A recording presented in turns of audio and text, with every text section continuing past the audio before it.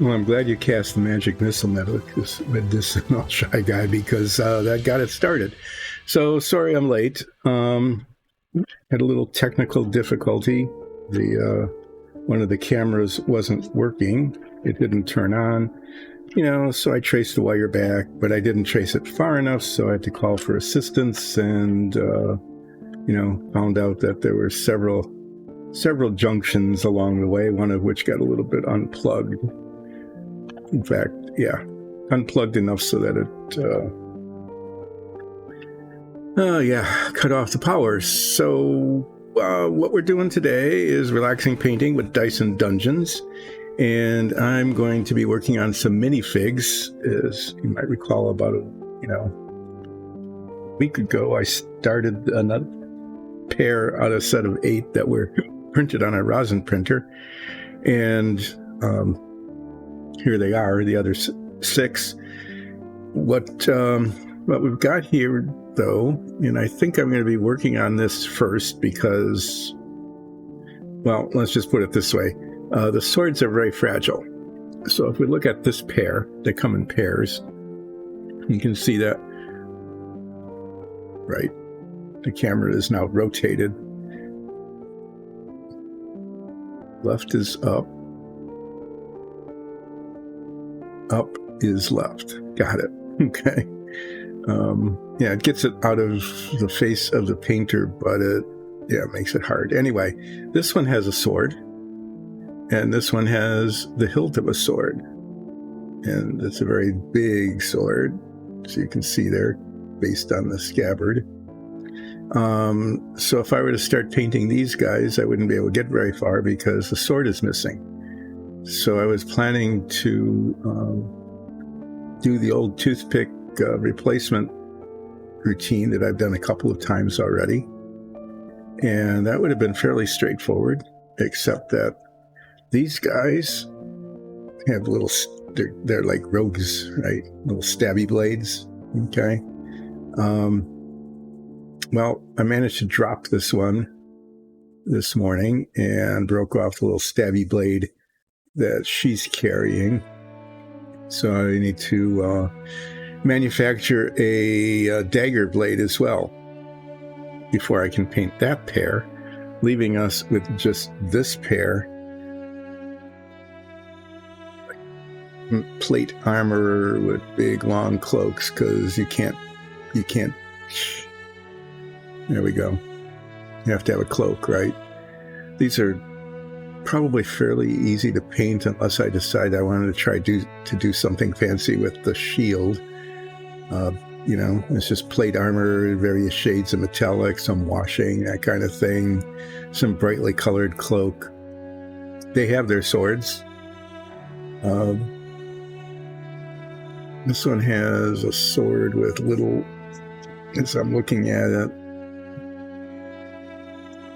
little there from the printing process, and so I'm going to try to trim those off without breaking the sword, because I don't want to have to fabricate yet a third weapon. So I was kind of planning to not do these armored warriors, at least not initially, because anyway, this is going well, isn't it? Wait this up. You get to watch me try to trim off these little nubbins here that don't belong on the sword without breaking the sword.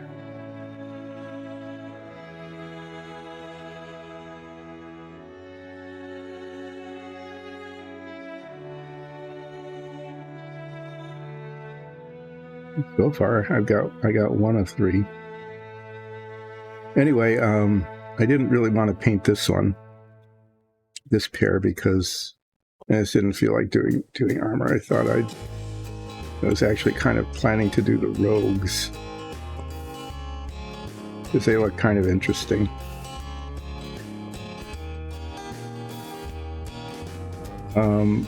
But first, I have to replace the dagger blade. on the one, and if I'm going to be doing that, right, her dagger blade, one like that. Okay, I'm going to get used to this new camera thing one way or the other. Oh yeah, so like that. Fortunately, she's carrying the other one backward. So I was going to fabricate the dagger blade and then sword for this guy. So what you're going to watch me do is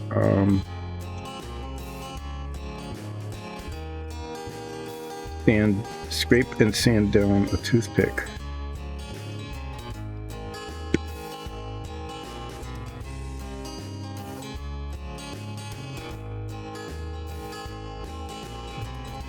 Is left. Never going to remember that.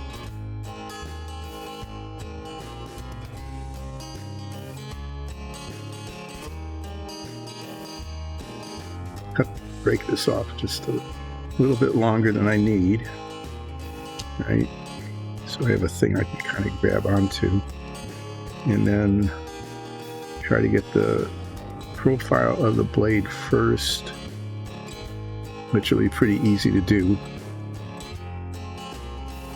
See, we're almost there. I just need to bring that to a point and thin this down a little bit. You're seeing relaxing toothpick sanding with Dyson Dungeons this morning, at least initially.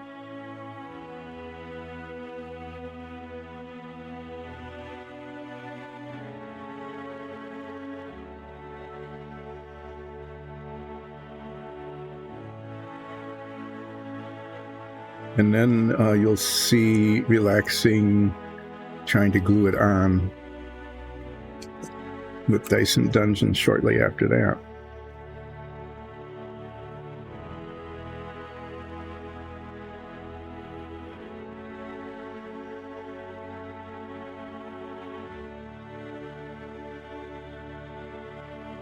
But there isn't any way to go ahead and paint these figures if they're missing their weapons.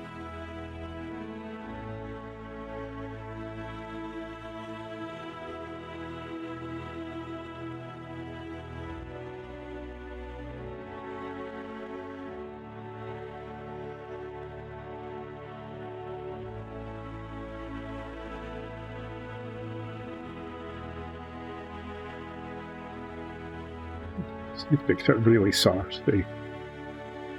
They sand down very quickly.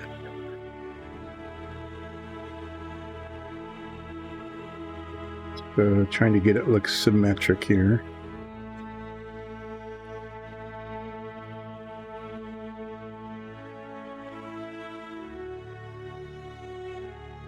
Do side-by-side comparisons. So that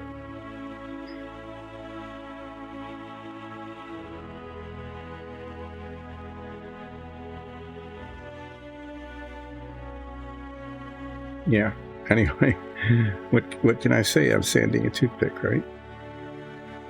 So that's not bad. I mean, the blade is maybe a little thick there. Okay, I mean, it probably needs to be in this dimension. Basically, top to bottom, just a little bit smaller.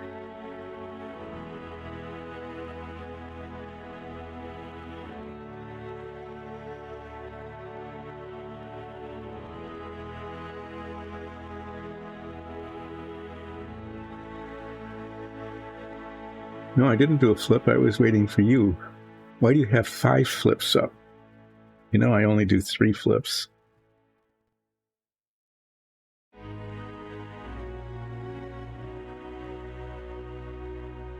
So I'm going to, keep sanding this a little bit more.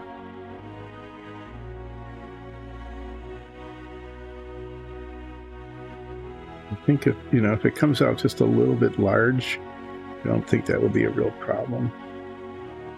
It's getting it thin without breaking it. That's what happened the last time I did one of these, is I got it just right, and then as I was making it thinner,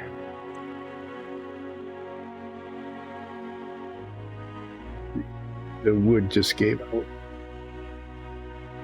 I'll do another comparison here. That's where I'm holding it, is where it will be cut off.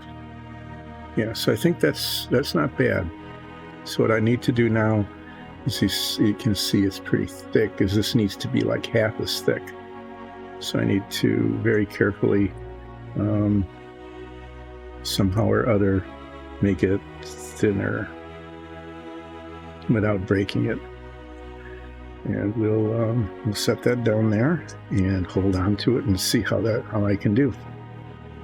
So this is the downside of some of these prints, is that they when they come off the printer, some of the detail is really kind of fragile, particularly the sword blades.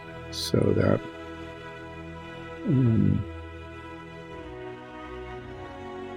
that's what happened here. And I'm just, looking at this, thinking about what colors. This is obviously going to be, it looks like it's almost like plate, but what we might have here is leather armor with a little metal enhancement. No, it's all going to be leather. These people are definitely roguey. Big, long, flowing capes. Let's say the sandpaper out, and I'm looking at this. There are little bumps on the cloak that I could just sand off, because this is the best way to do it.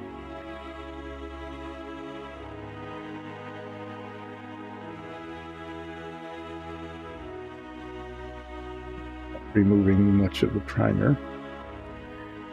Yeah, anyway, this has been a Monday. Can tell it's a Monday because the camera wasn't working, and it turned out that it got unplugged. That wasn't a surprise. That's one of the first things you check, right? Is it plugged in? Well, I checked it, and it seemed to be plugged in, but there were actually 3 connections along the way, not just the 2 that I checked. So I very carefully checked and rechecked and triple checked the 2 that I knew about. There was a 3rd along the way, and I missed that. So, yeah.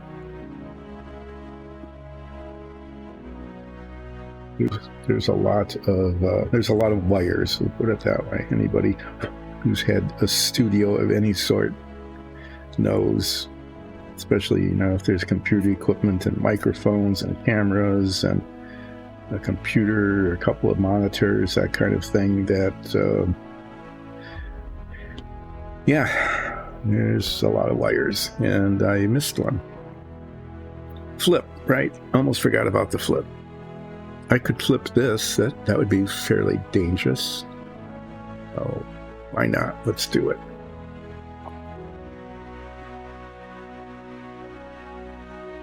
Ta-da. Okay, so I was here, and I got the profile of the dagger. It'll be cut off right about there. Okay. Now I need to hold this down with the tweezers and very carefully sand it until it is about half as thick as it is now.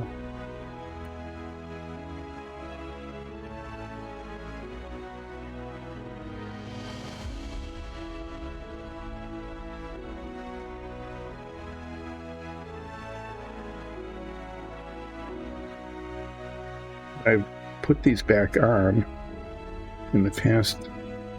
The first time I did, when I used an epoxy, it's a 5-minute epoxy, so you don't have to wait forever for it to set up. But there's such a small attachment point that I ended up having to wait for the epoxy basically to be like almost completely set up before I touch the surfaces to each other. Otherwise, I'd have to be holding this tiny thing in a motionless fashion for 5 minutes, which couldn't happen. So I only ended up having to hold it motionless for 2 minutes. And it kind of held. And then it broke off and I had to do it again. And now it's held until somebody bumps it, maybe. The last one I did, I used contact cement, which is a little bit, it leaves a gloop. It's really thick. But I could put some, on the hilt there, just a tiny dab there and a tiny dab at the base of this thing. And even though it takes a while for it to set up,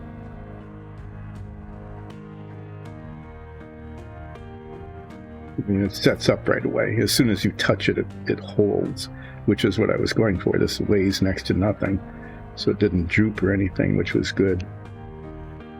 But it doesn't fully harden, I'll call it that.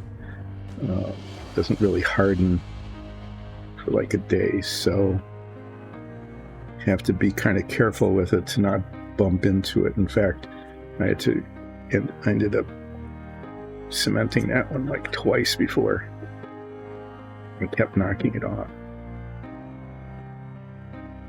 And this blade is going to be in a spot where it's going to be in the way of other paintings. So actually, what I might end up doing with this one is I might not attach this until near the end of the painting. You can see it's getting thinner. I have to be pretty careful because there isn't very much of it. And I want it to be really quite thin, but at the same time, I have to start over.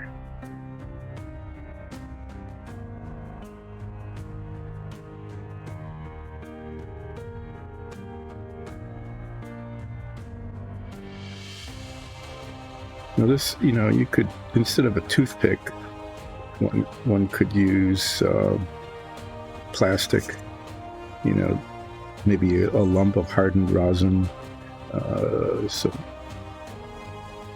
piece of PLA from one of the PLA printers back there, like a support piece or something that you have to break off anyway.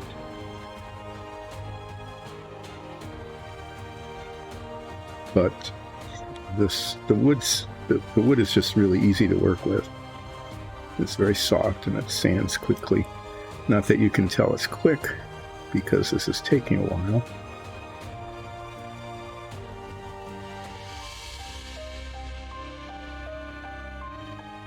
But it's also tiny and hard to work with. I'm trying to get the base of the blade here.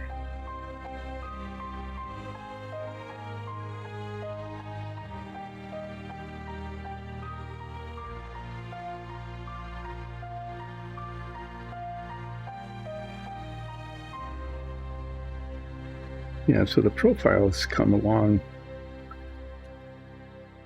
You can see that. The profile has come along pretty well. It's just the thickness is still way too thick. And I'm being hyper cautious in sanding it down, because this is where I've lost them in the past.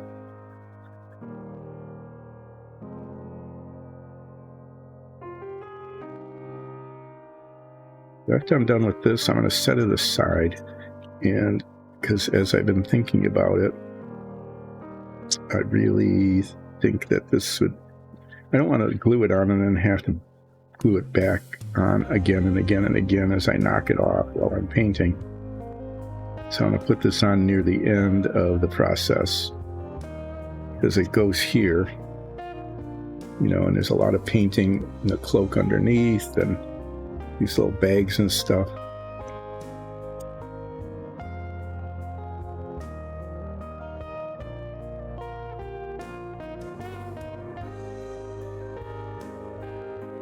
these are kind of like, these are roguish figures. I'm thinking shades of gray and black. I know that sounds kind of monochrome, right? But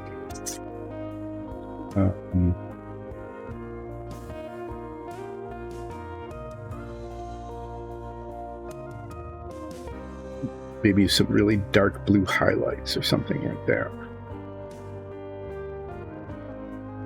Okay, so that's the profile, and there's the thickness, and it's still kind of thick, but I'm not sure I want to go too much thinner, because it's going to start to get really fragile.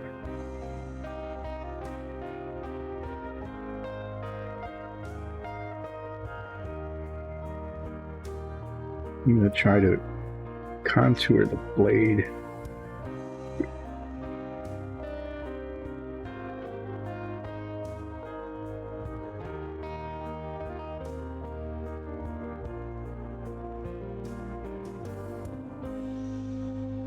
Going to give it a sharp, maybe in the edge of it. Kind of what I'm trying to do here now.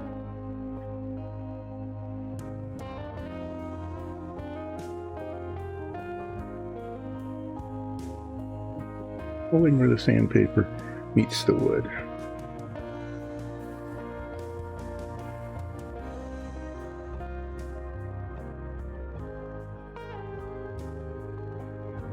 Pretty much what I'm trying to do is make it so it's not square, but that it has like an edge to it.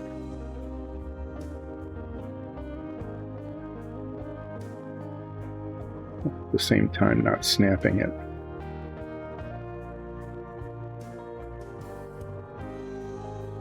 With this, looking at this from the top, it's not too bad.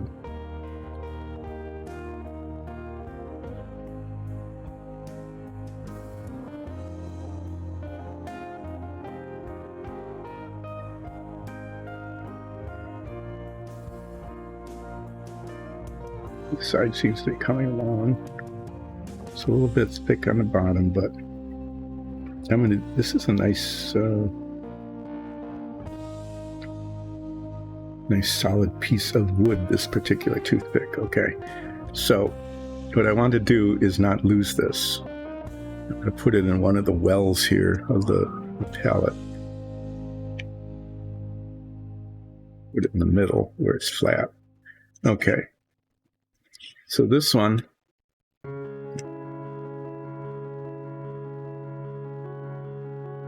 I'm going to be more like 5 shades of gray. So, because there's only so many. These have much longer swords, okay? And if you look at the hilt here, the scabbard, it's that's a very big sword. So if the point ends up being there, the end of the blade is way back here. And then I want to go a little bit further because I have to have a place to hang on to it. So this is already close to the shape I want. I just need to form a point on it. Smooth it out a little bit. This really doesn't need to be reduced to the size very much.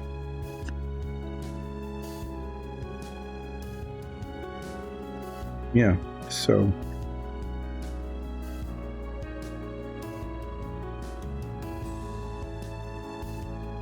fabricating replacement swords and daggers for the ones that broke off. This one just didn't print. It was like a print failure. The thing here it just ended right there near the hilt. The dagger was more of trying to pick up all 6 of them at once instead of just doing, them one at a cup, 2 at a time, and then dropping it on a cement floor and as a result, snapping it off. So it was like that was an own goal, a self goal. Trying to just get the profile of the blade here. Yeah, this one. It's kind of in the scabbard, just to get a sense of what it's like, and the yeah, this needs to be cut back. It starts coming to a point quite a ways back.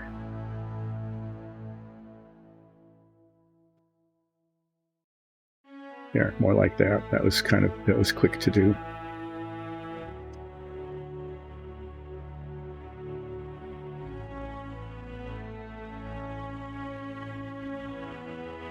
So anyway, Monday, yeah, we got started late because things were unplugged and I didn't trace the wiring back far enough. I actually got kind of a slow start coming down because I thought, okay, I don't need that much time to set up. But, you know, it's Monday. It's the way sometimes things go. But now it's relaxing. It's relaxing sanding toothpicks with Dyson Dungeons because I haven't started doing any painting at all yet. And the reason for that is because the minifigs that I'm working on had... Yeah, it's supposed to... It is kind of gross and cloudy, but it's not gross and sleety. So there's that to be said for it. But it isn't like I really want to be out and about, kind of out in the spring sunshine here. Although there is supposed to be a little bit of sun later today here in West Michigan, which is unusual any time between October and April. Okay, so what have we got going here? Let's compare the profile of the toothpick to the profile of the scabbard. And it looks like there's a little bit more of a curve in the scabbard than I've got here. So if I look at it, it's kind of curved this way. So if I take the curve back just a little bit here,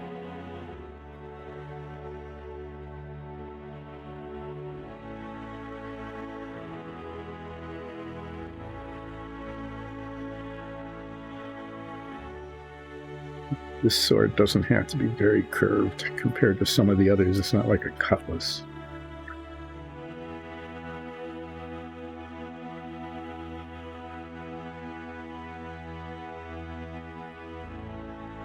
How could this thing be now anyway? Yeah, okay. So I think the profile is coming along pretty well here. And then I just need to do the sand it down so that it's thin. This is a much heavier sword than the dagger, so I'm not going to have to thin it down too terribly much.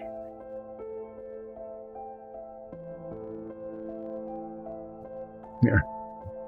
Okay. I mean, there's a real advantage to having the camera rotated like that, in that you can see the work surface and it's not right in front of my face.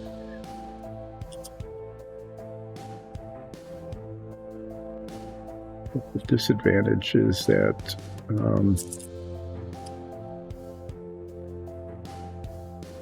the directions rotated. It's not 90 degrees really, it's like 270 degrees, which you would think would be the same thing, but it's not.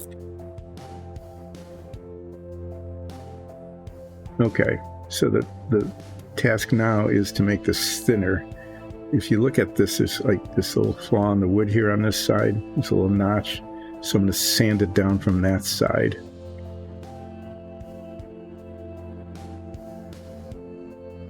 That will go away. This is a much bigger piece, so it's easier to hold on to.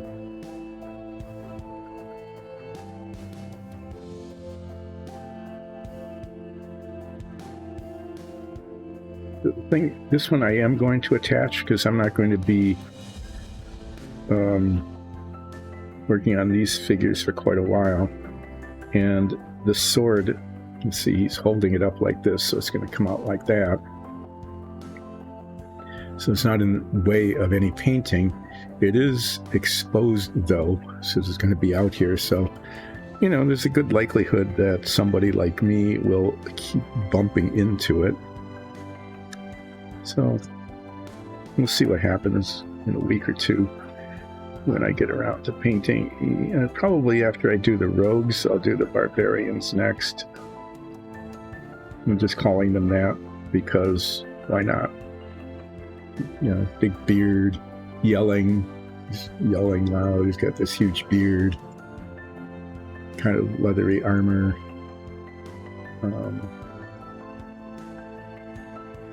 Charging forward. Their companion is also not running quite at speed, but you know, being threatening like that. So I'll probably do those next, and then the ones with the plate armor, those will just wait until later.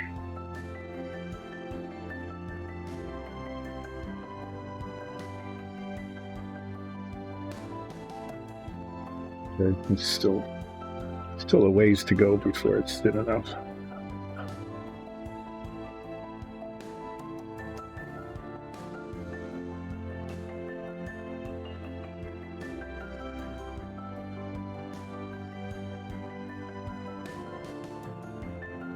Monday.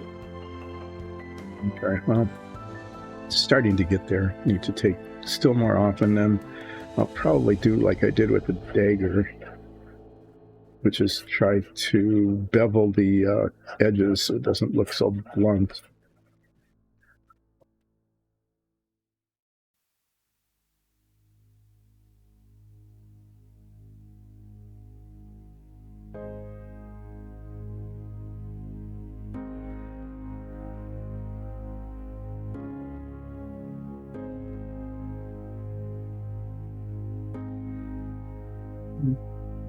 Getting closer.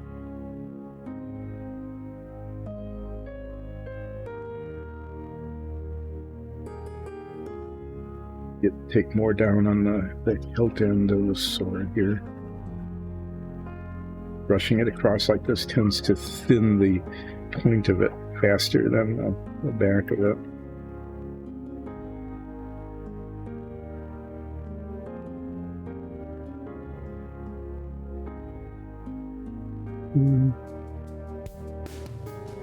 Pretty close.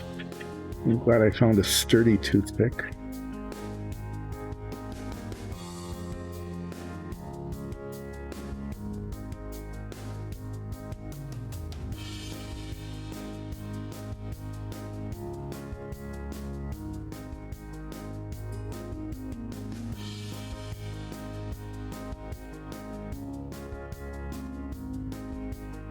You know, see, the thing with these swords is that, you know, when they're holding them,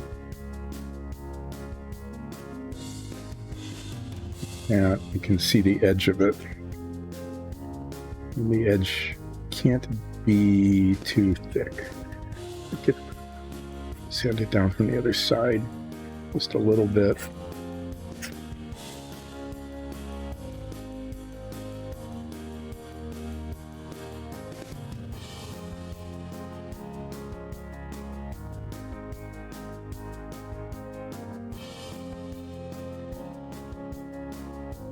Yeah, so last week I spent a lot of time talking about like 60s cartoons. So one of them was Super Chicken.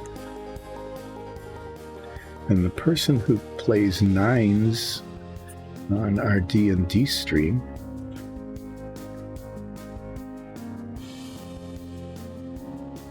did some research on the internet and discovered that I wasn't making it up, that there really was this cartoon Super Chicken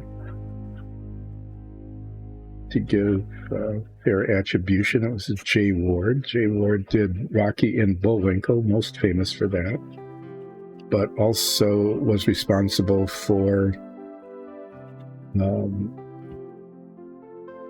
Mr. Peabody's Improbable History. A lot of these things were featured on the Rocky and Bullwinkle show. They'd have like 1 or 2 5-minute Rocky and Bullwinkle episodes, and in between they'd do these others. So he had Peabody's Improbable History with Peabody and his boy Sherman. Peabody was a dog.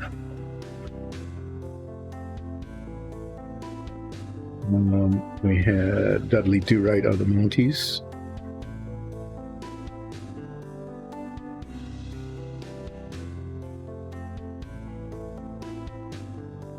The unforgettable characters on the Rocky and Bullwinkle show, like Boris Badenoch and Natasha Fatale and Gidney and Floyd.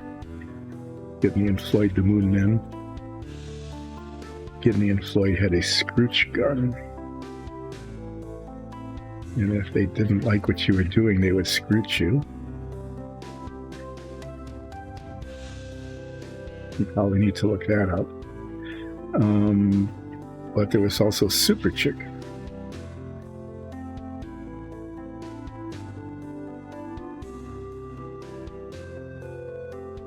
So something, they all had theme songs.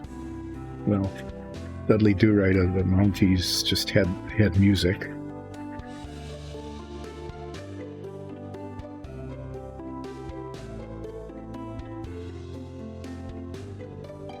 But something like if you're accosted by a stranger, if you think that you're in danger, if you fear that you might take a licking, call on Super Chicken.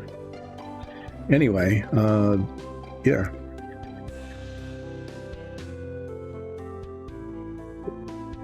They who are nines looked it up and gave me a present. I should introduce that now. This is a real gift given to me.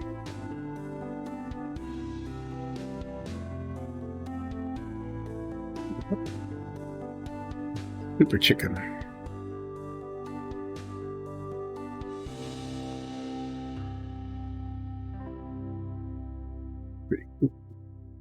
Super Chicken got his superpowers.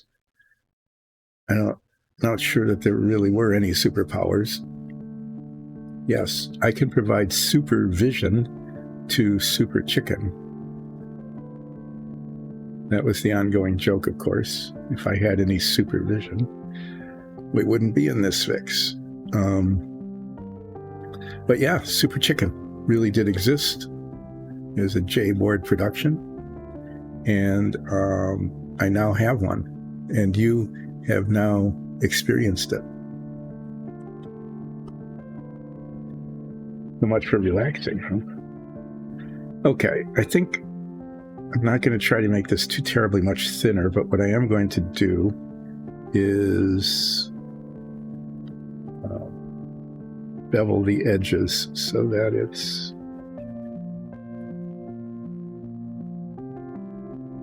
less square.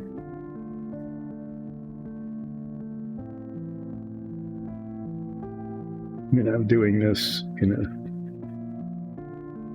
dangerous way by just holding it and rubbing it here, as opposed to putting it down on the block of wood, because I just couldn't hold it that way. Anyway, yeah.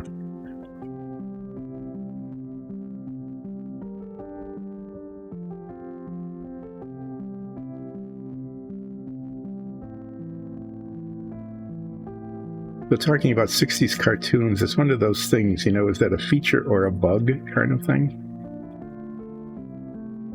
And I'm thinking that it maybe isn't that much of a feature. I'm not sure how much people enjoyed hearing about them.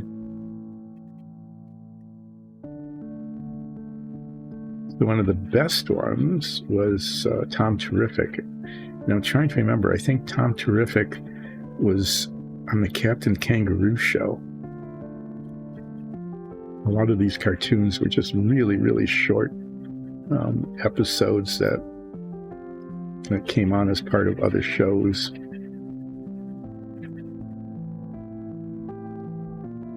But Tom Terrific was the greatest hero ever. You would know that because in his theme song,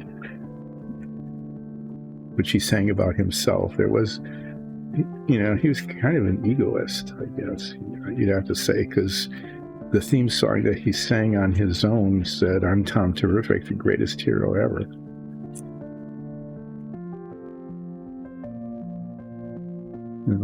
But who was to say he wasn't?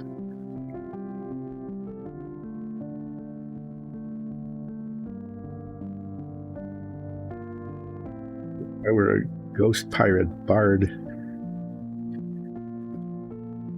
doing spoken word bardism, Tom Terrific's theme song, which he sang himself,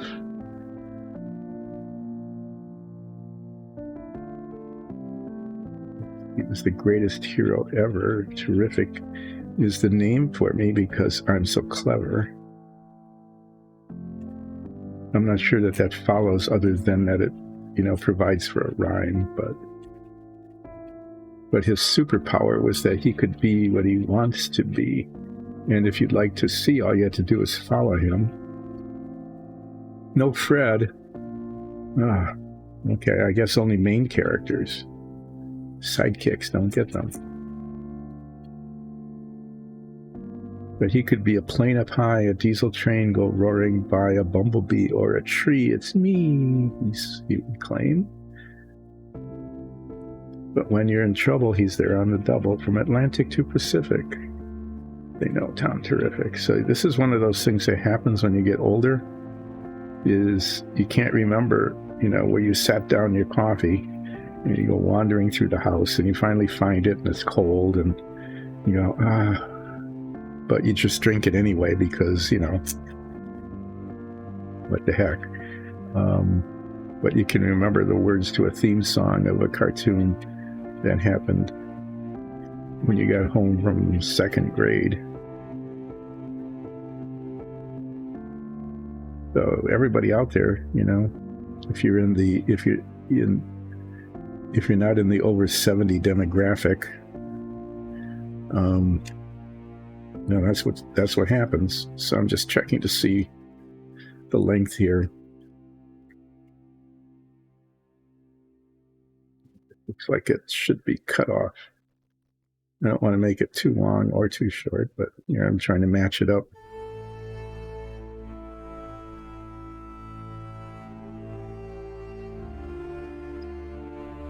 Stay there where my thumbnail is.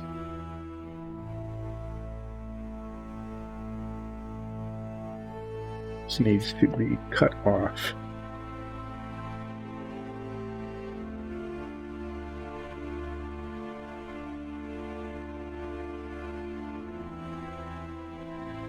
Tom Terrific was interesting because the animation was all done in black and white. He was essentially a line drawing. And that's all he was, is line drawing. And he wore, his hat was a funnel with a little handle on it. There's the sword blade. Last time I did one of these, I glued it on upside down. I won't do it this time. Anyway, this is going to go here like that. And I'm going to use the contact cement method for this one, because that means I don't have to hold it forever. I just need to get it pretty much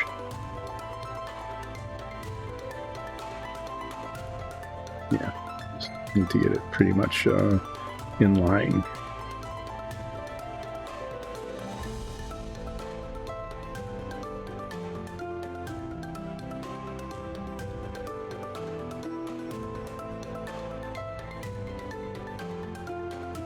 Yeah, I'm just checking to make sure that the fit, I think that'll work. I mean, you can't see the point of it because I'm holding it, but you can see that that would work pretty well. Yeah, and then I can let this set for the better part of a week or so, because I'm going to be working on the Rogue figures with the 5 shades of gray. And then let's just say that I work much more slowly than Nicole. Nicole did this stream for us last week and did this huge, relatively speaking, huge and very, very complicated Beholder in 2 streams. And they were even kind of short streams, didn't even go the full time. Whereas I can grab a figure like this, and it'll probably take the pair of them will probably take like 3 streams before I'm done, because I don't know, it's just the way it is.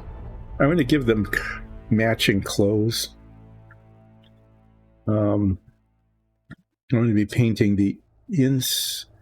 I think the cloak should probably be darker on the outside than on the inside. And I'm going to give them really dark blue cloaks. Dark blue cloaks and masks. And then their armor will be, like the overshirt will be, and I'm not going to put too many colors on them, I guess. Like the belts will be black. The shirts,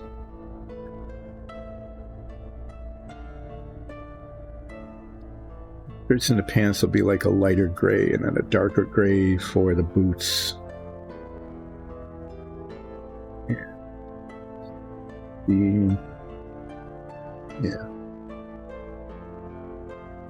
Studded armor here. I don't know, I might try to use like steel or something to just show the little studded armor bits there. But if you've been watching this stream, you know that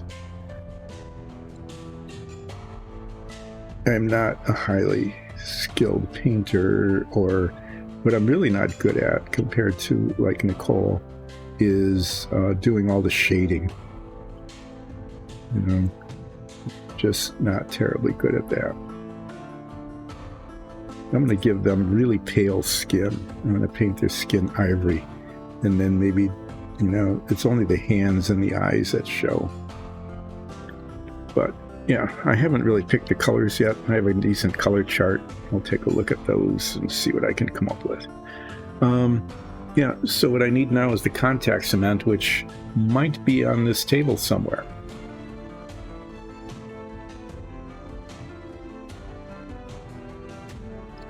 Oh, who is going to... Are you going to paint it on a stream? Who? Are you going to... Would you like to come here in the studio and the painting studio and paint here? Or are you going to paint it in your own?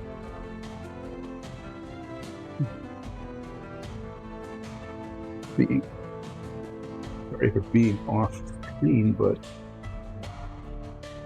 Yeah, there it is.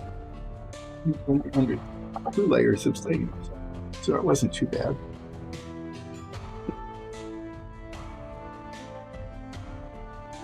So this is contact adhesive. So I've used this in the past, and it actually does adhere on contact. So it'll be a little dot going on the hilt and a little dot going on the blade, and then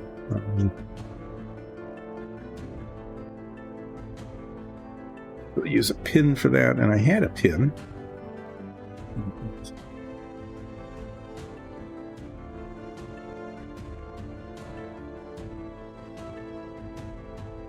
We're going to be using a pin like this when I do submarines.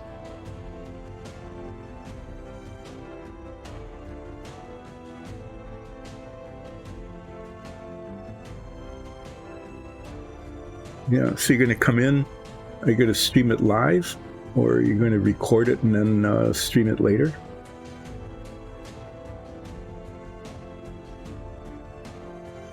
Yeah, you might as well come here, because this is where we've got the 60 different colors of paint, and then sometimes there's actually the color you want.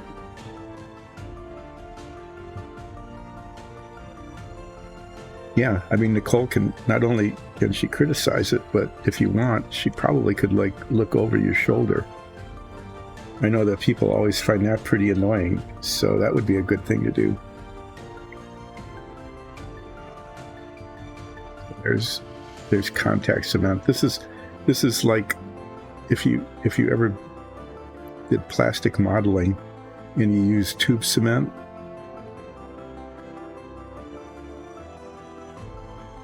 So like when I did plastic modeling when I was in grade school, I used tube cement because that's what we had. There might have been liquid cement back then, but it's not what I had. I didn't, for most of the time, I didn't do my own shopping. It's what my aunt would bring home for me or whatever. Anyway, yeah, tube cement. And one of the cool features about the tube cement is that it just, these strings, it was very viscous, and the strings just came out and went everywhere and got in your hands and the model, and I don't know. The liquid cement is much easier to work with.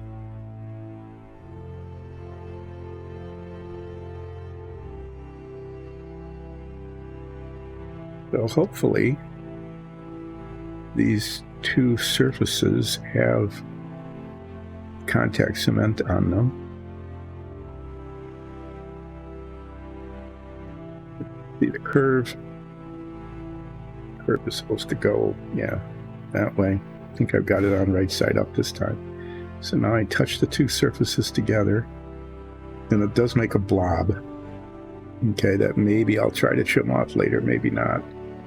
But they're supposed to hold on to each other, the two surfaces in there. It actually kind of pretty much is. And there's just enough give in it. Yeah, look at that. See? That doesn't look too bad, does it?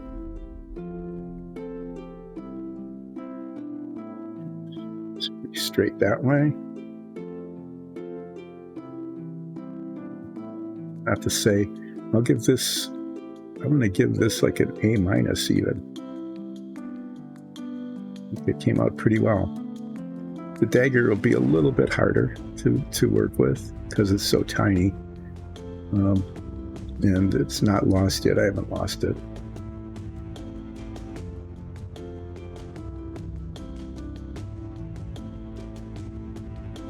Oh, okay. So, yeah, we haven't put glasses on so I can read this better.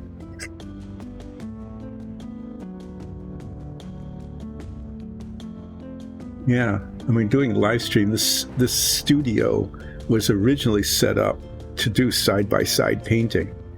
And if you look at some of the really early streams, if they're still on YouTube, I'm not sure if they are. If you look at some of the really early ones, Nicole and I would sit side by side and we would do dungeon tiles. It was all dungeon tiles for the most part. We did some minifigs later. And then what we found is that the two of us would like banter. That's a good word, isn't it? Banter. And didn't get very much conversation on the chat channel. So there's a barbarian playing with a wooden sword. This time literally. So when that's painted, usually I usually have to put 2 coats on the wood because it's a little bit absorbent. When it's painted with a base coat and then a metallic over it, it looks pretty decent. So these are the barbarians that I'll be working on maybe sometime in the middle of next week to get to it.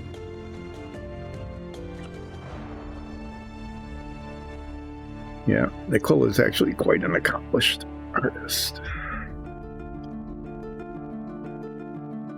She sometimes doesn't like to admit it, but really is very good at it if you see the stuff she does.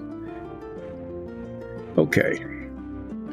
So how much time have I managed to waste on one day here without doing any painting on Relaxing Painting? I'm going to be spending most of tomorrow rearranging all of this so that I can do Submarine Wednesday on Wednesday. This will be the third Submarine Wednesday, and the fourth stream having to do with the submarines. That is moving along very slowly, and will continue to move along very slowly. I'm going to be working on painting some very large surfaces, the interior walls of the submarine, and then starting to work on some very, very tiny detail. So I'm not sure I'll be doing any assembling anytime soon on the submarine. But one of the things I'm not sure of is what adhesive I'm going to use. You know, you're supposed to use this model cement, which is actually a weld that it melts the polystyrene and they grab together, and it's very strong. But in order to use it, you know, in order to paint these things, the paint like the torpedoes, they get painted on all their surfaces, and then they sit on these torpedo racks, and one has to scrape off tiny little bits of the paint on both surfaces where they make contact without scraping it in any place that's visible. Okay. In order for it to adhere, otherwise it melts the paint and the paint just runs into each other and it makes a huge mess. I know some modelers use super glue, cyanoacrylic glue, which is, you know, for that kind of thing is really kind of decent. You just put a tiny dot on one surface that can be painted. It's okay as long as the paint adheres to the surface pretty well. And then you just touch the other one to it and it grabs almost immediately.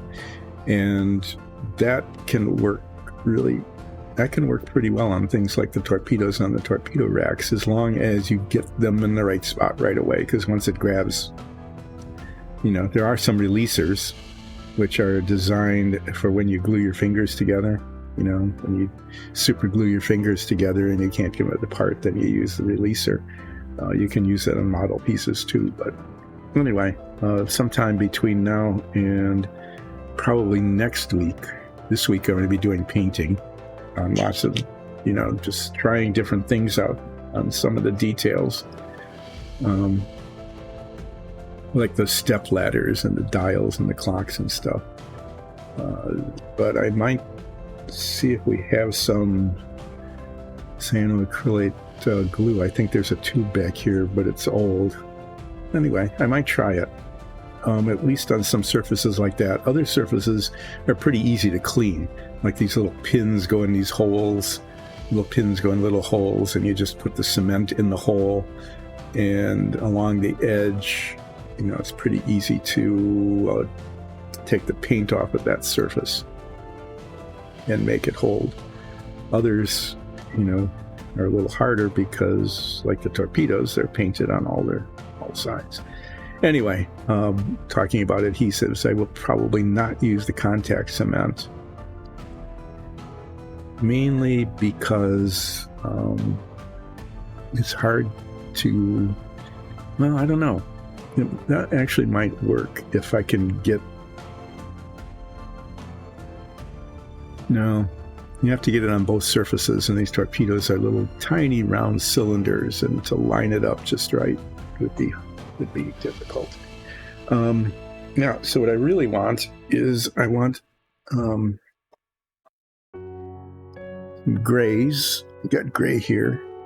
We got darker gray. We got neutral gray, which is a lighter gray. I'm going to grab what's called NATO black, which is really, really dark gray. And I'm going to put some thinner in this. Oh my. Okay, yeah, there is definitely paint in the threads here. I want to thin this out a little bit because this is kind of an old bottle and there's been some evaporation.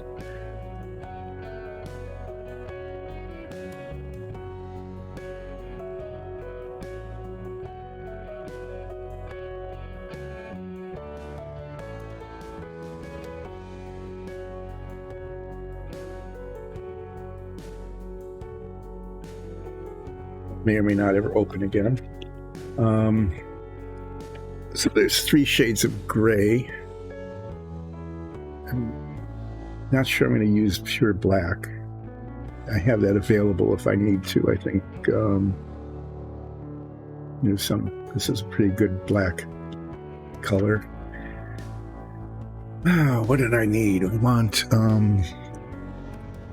field blue is really dark.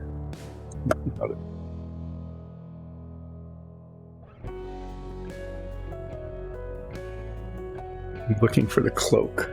Let me show you some of these colors.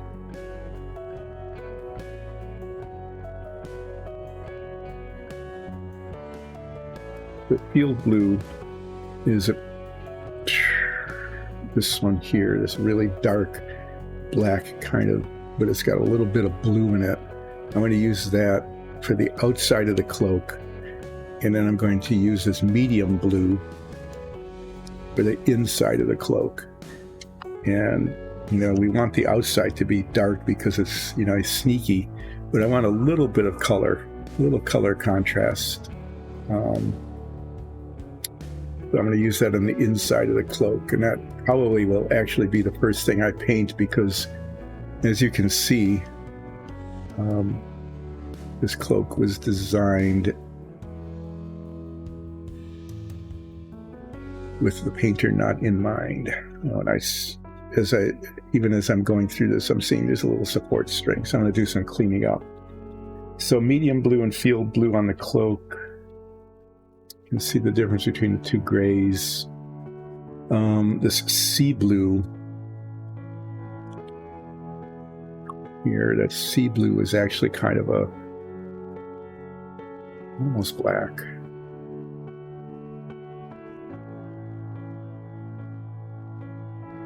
I might pull that out to use as an accent color. I think, yeah, we got a little mini bottle of that.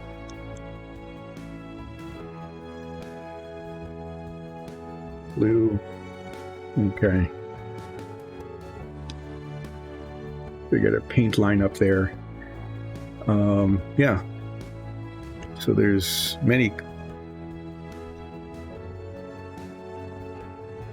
fairly many colors. I'm going to paint the blades.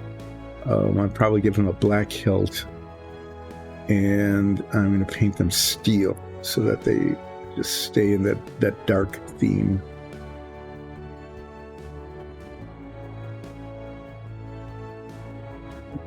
Let's do some cleaning up here.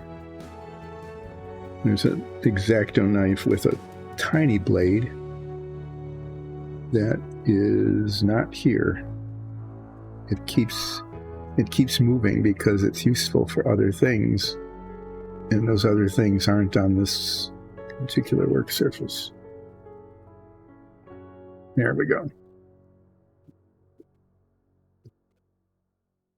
I have a better chance of being on screen. It's way down in here, and it comes off pretty easily, but there's a little support bit from the printing process.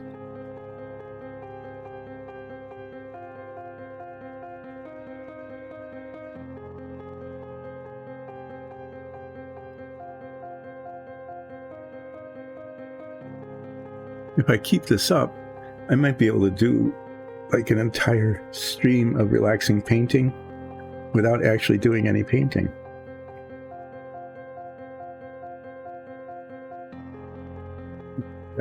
That really won't happen, but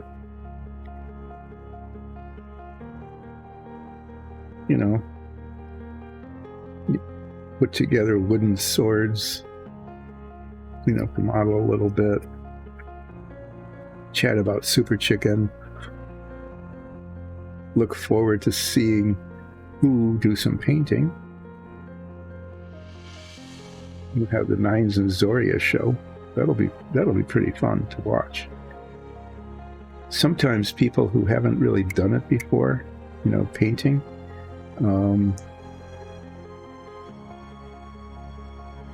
if they haven't been trained, like me, come up with just novel ways of doing things in terms of colors and application and stuff, and they can turn out pretty well. I think that's better.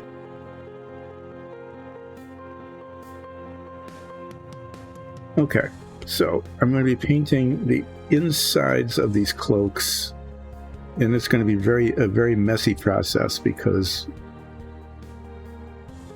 it's way on the inside and up there and inside the arms and things, so I'll be getting paint unintentionally, but unavoidably for me, on all sorts of other surfaces. It's just going to happen. That's why I'm going to do it first. And as I said, I'm going to do both of these in the same color scheme.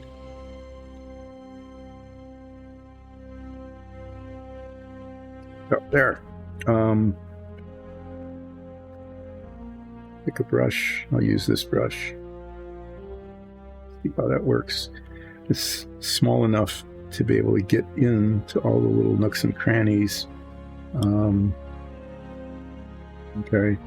But yet big enough to spread the paint over what are fairly large surfaces. And if I'm looking at this, sometimes I painted the hood a different color than the cloak, but in this case it looks pretty integral, but there's still the inside of it around the face.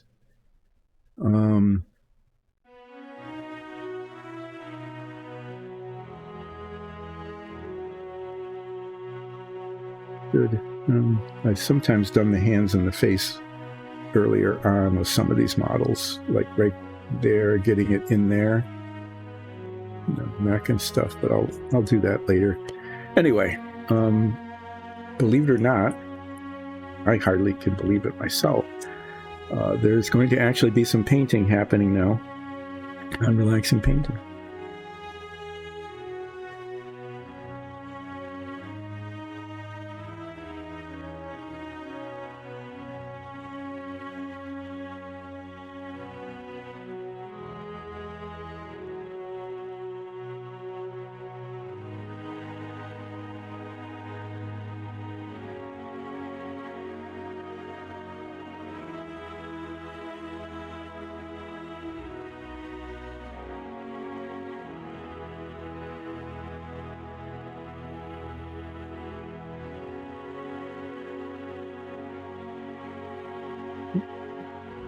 We now have some stirred paint.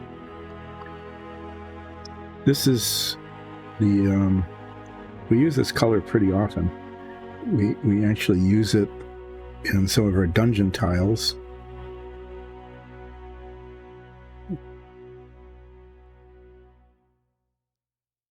I'm just getting it all over the arm and just reaching into to get it onto the cloak. It's getting it everywhere. But yeah, it'll be repainted later with whatever color I end up using for the overshirt.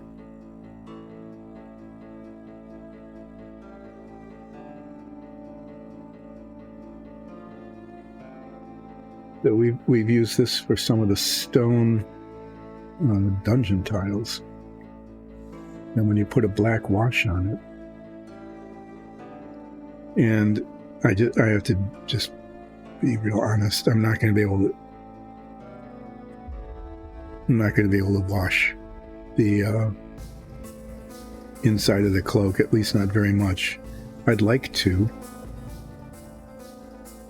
but getting it in there without getting it everywhere else, I can see it would be very difficult.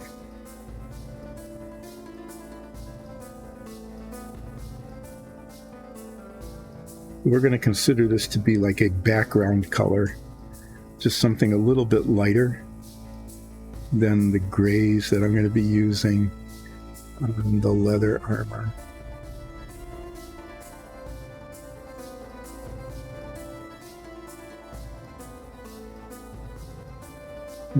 So I have to say that, I keep repeating this, but it is just a recurring mystery.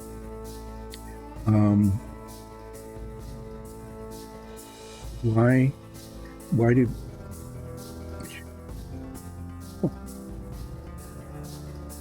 Especially figures like this that are supposed to be really stealthy.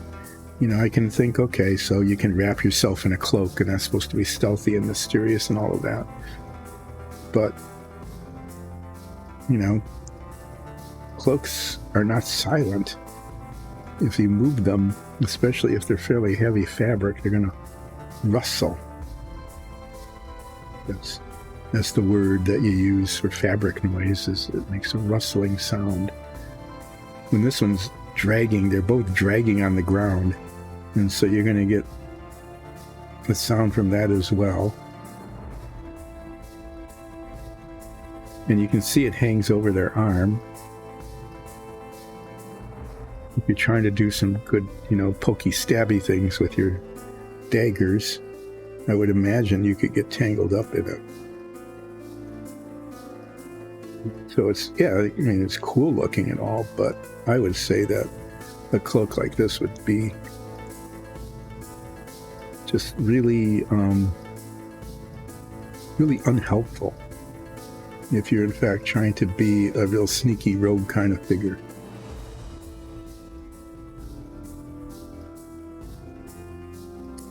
But there it is. They are both wearing really big cloaks, which are now being painted blue, dark, kind of a nice dark blue on the inside, which will be a slightly lighter kind of background with the rest of their gray leather armor.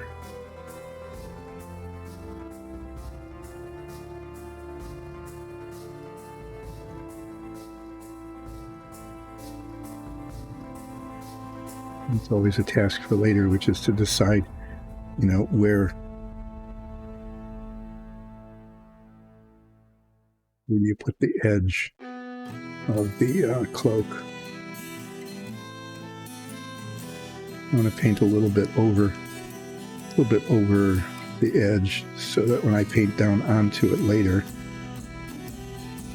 I have some flexibility in determining where the edge will be.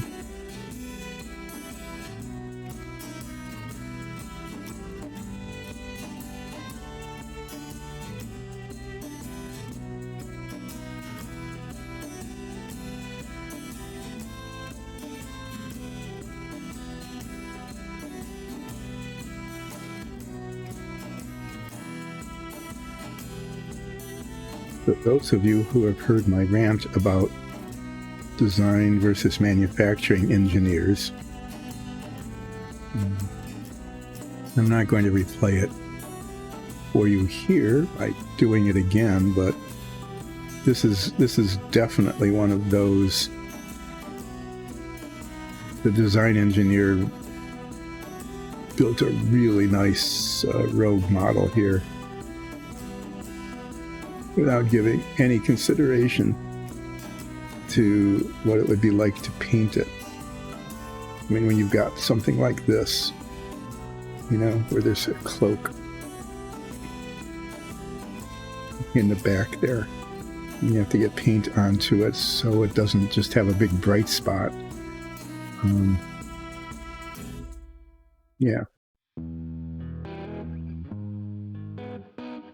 And then, the inside around the head.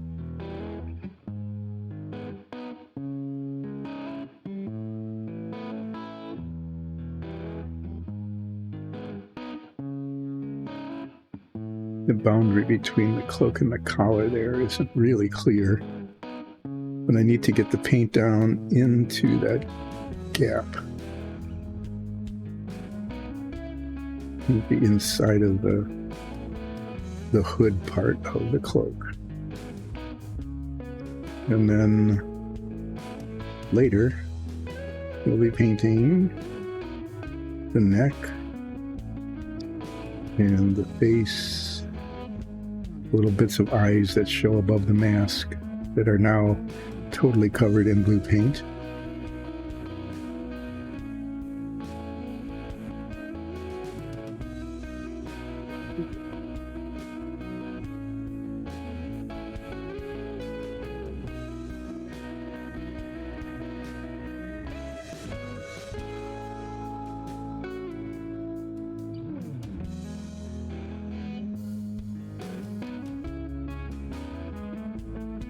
Okay.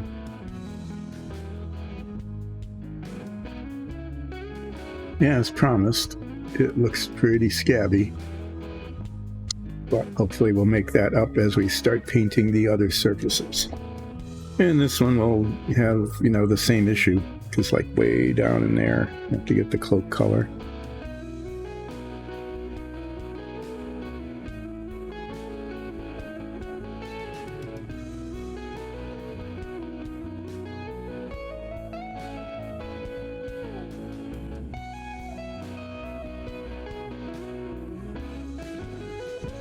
Stabbing the inside of her cloak with her dagger. See what I mean about cloaks getting in the way? That dagger point. So if that dagger point goes through the cloak here, and it's actually touching the cloak there. If that dagger point went through the cloak, it would bind in there. And you pull your dagger out and want to use it, and you have a choice of, either the dagger would bind and you wouldn't be able to pull it out, or you'd pull it out and rip your cloak with a big tear in it.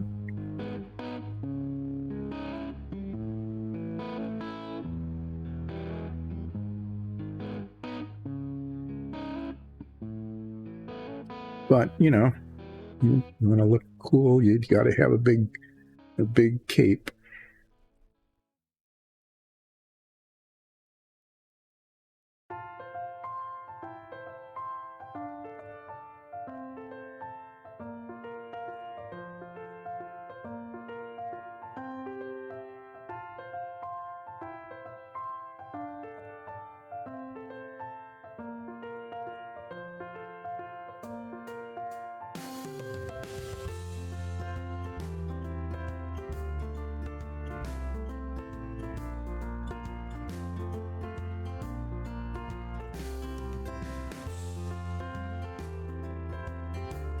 Yeah, this is a really nicely designed and executed figure. The cloak actually is separate from the back of the model.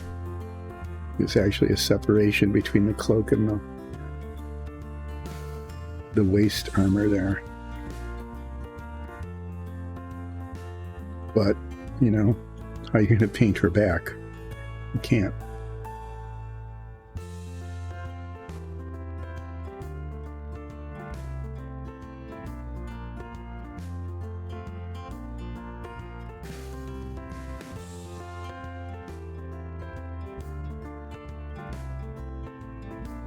And as with the other one, I'm going to be painting over the edge so that I can decide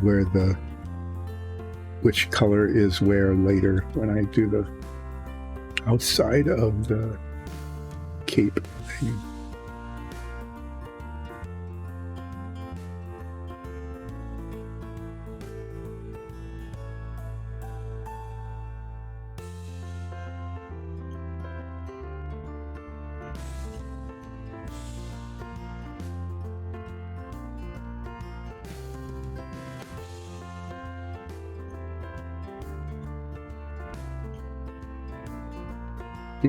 Same thing will happen here. It looks like a little, that's pretty clever. There's a little bit of her hair showing right there.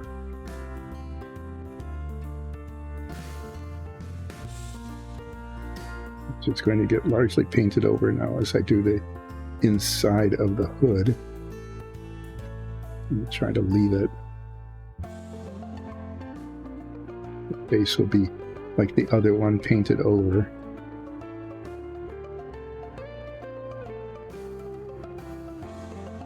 But that, you know,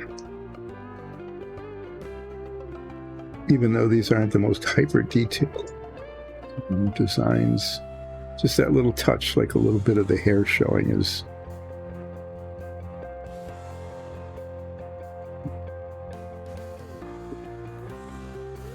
so.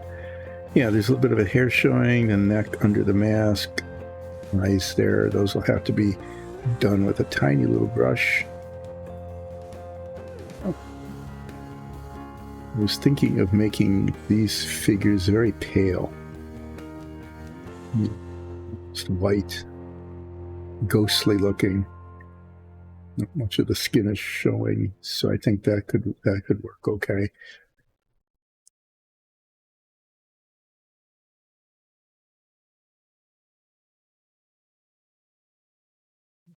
Checking around, yeah, there's spots, just for spots like that didn't get painted.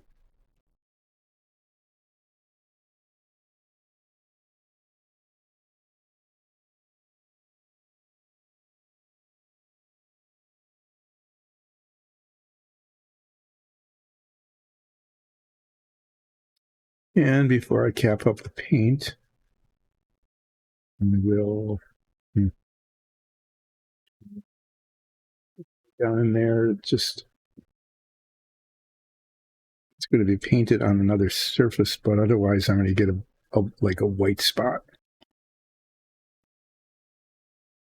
And I'll just check this one now that the paint is drying.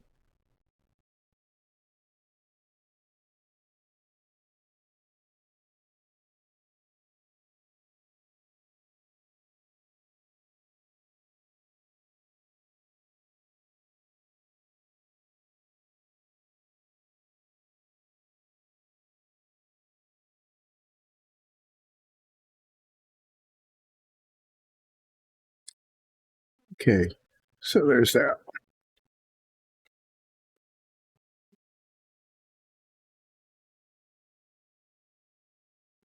Decide.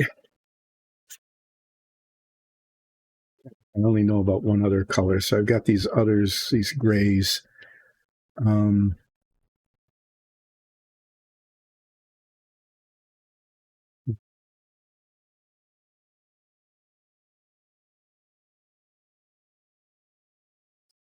I think just looking at this, that I might paint, you know, the shirt. Let's break off that dagger too. The shirt, the lighter gray. We could paint the boots black, the NATO black, and the belt. Those pouches, those are the kinds of things that I might paint like a really dark green, maybe. I'm not sure.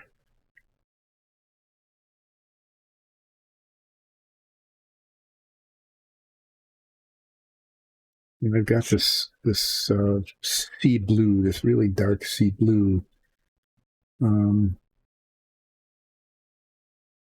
could use that for the pouches.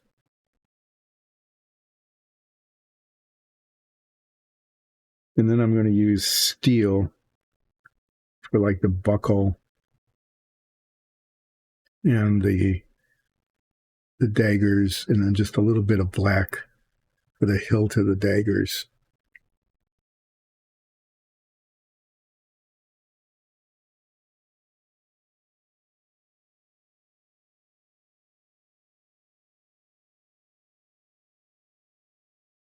I think I'll make the mask the same color as the pouches. I'll use this dark blue for that. And I'm only going to use the NATO black for the boots. Like the mask and the pouches would be this really dark sea blue, kind of bluish color. These will be pretty boring looking, you know, but they're sneaky, they're rogues, they're going to be dark. They want to blend into the shadows, right?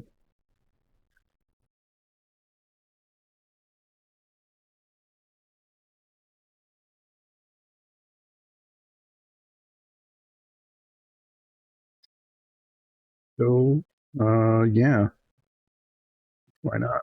And what?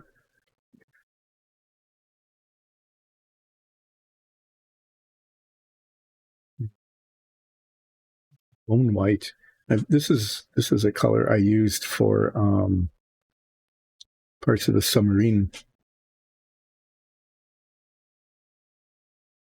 Yeah, see, I put some paint on. Look, it's painting. I did painting. Yeah, it's bone white. Might be the skin color. So let me see how it looks. It might be a little too brown.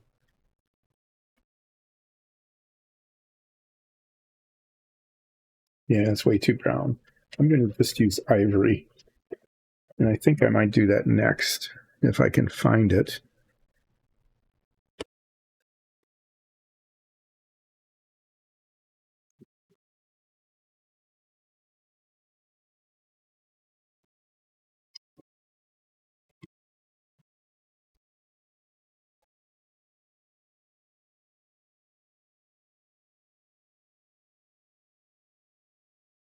Now I'm going to put on my head magnifiers here because I need to see the face is pretty clear where what is where. But I need to see where the boundary is between the armor and the hands, and that's not that clear. Anyway, we'll give this a stir here and see what happens.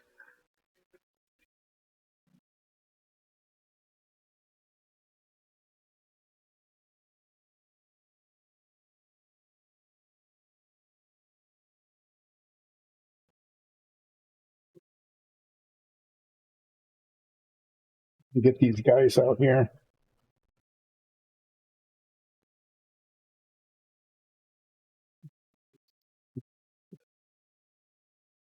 Like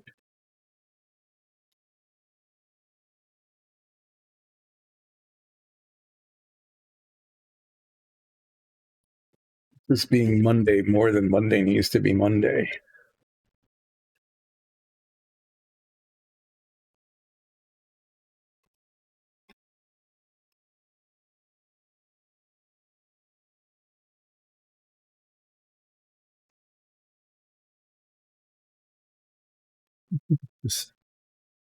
I've used the 1.5s and the 2s. I think I'm just going to use the 1.5s here and see how this works today.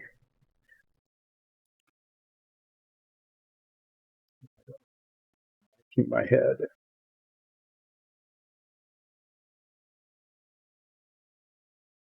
See what I can see. What I can see. Oh,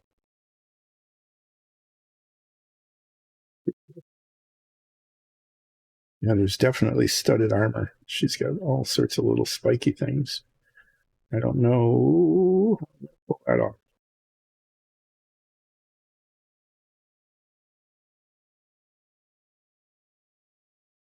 It looks like there's a gap just right around the elbows in the upper part of the armor and the lower, so that's painted the flesh color. See if I can see what's going on with this guy. He's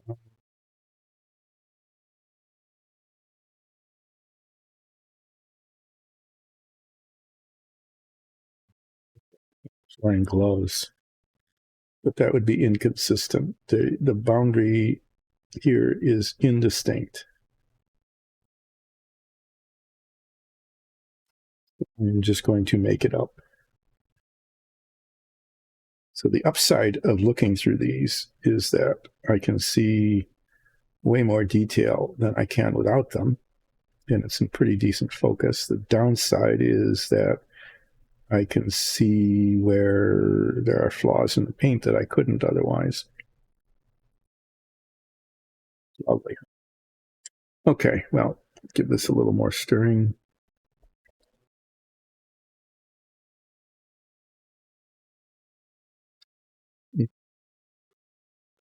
See how this goes.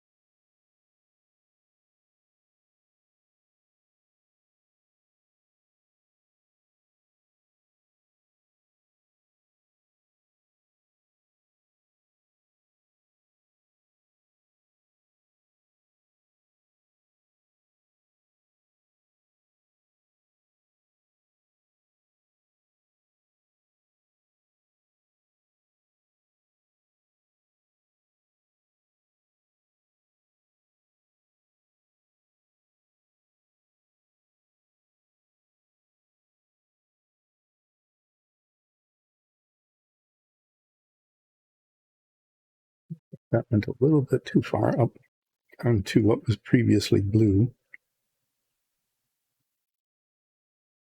Let's see if we have the same issue here.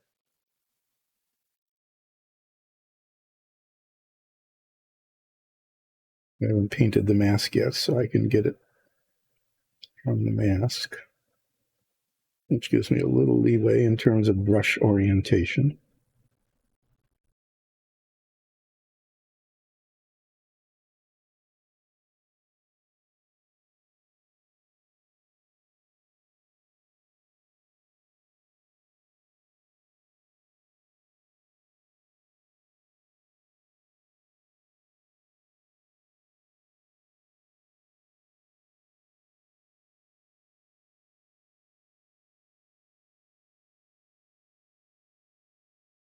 What I might be able to do with the skin color is we have this gray wash. It doesn't really add much color, but we'll tone down the whiteness of it and should highlight things like the eyes.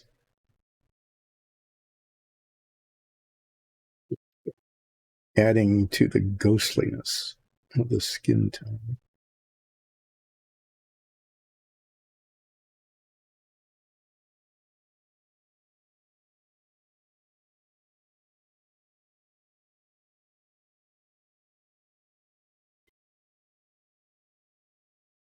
Always been impressed by the detail of the hands.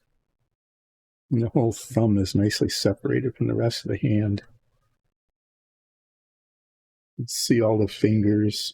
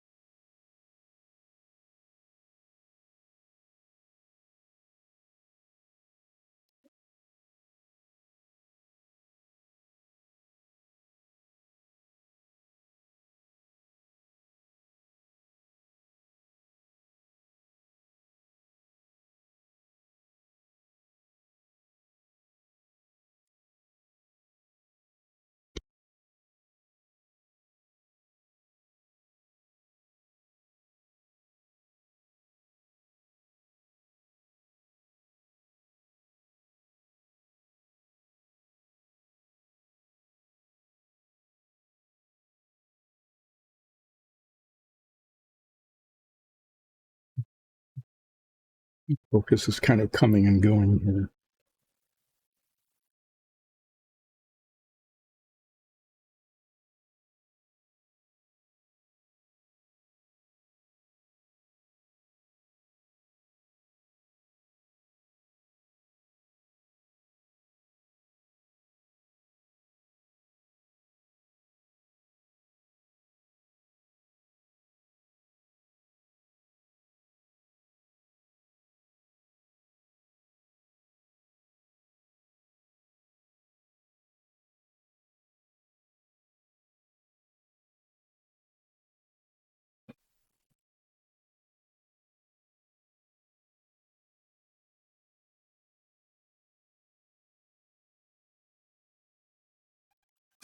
But yeah, I mean, I'm just looking at this and thinking the gray wash on here might give it kind of an interesting effect.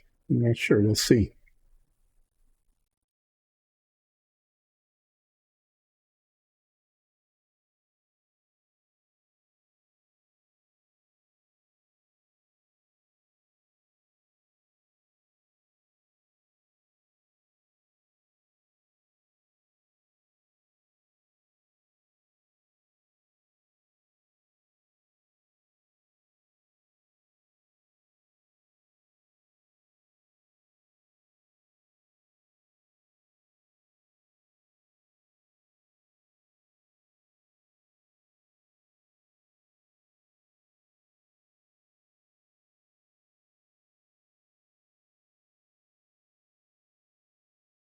Yeah, just a little bit of blue touch up there.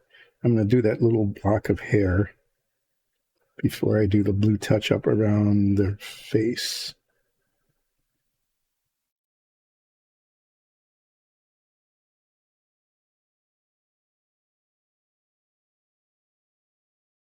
That's kind of the ghostly flesh that I was looking for. Okay, let's do this guy.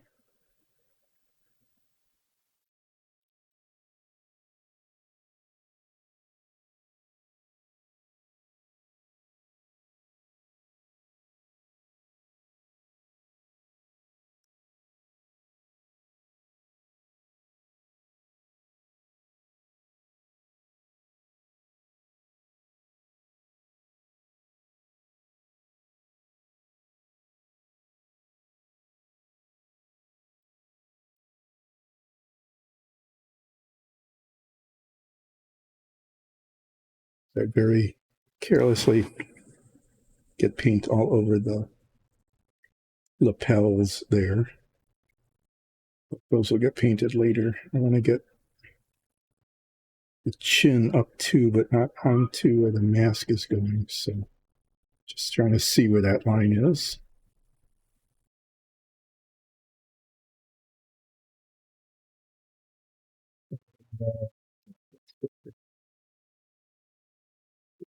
Here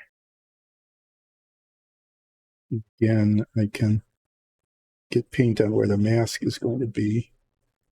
So I'll be painting up to the inside of the cowl over the top of the mask.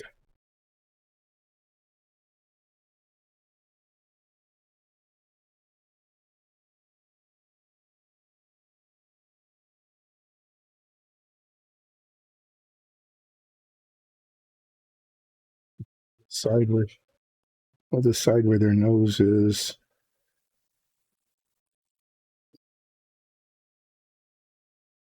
When I paint the mask.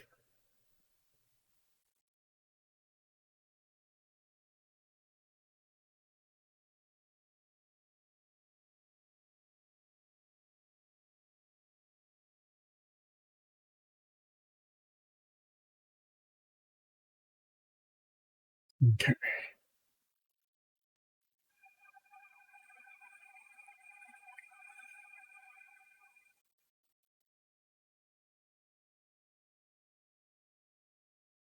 And I decided that's where the armor is. It'll be right about there.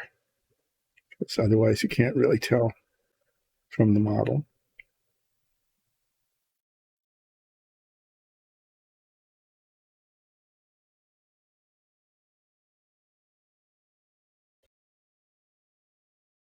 Kind of see a line from this side, but that's really about the only place.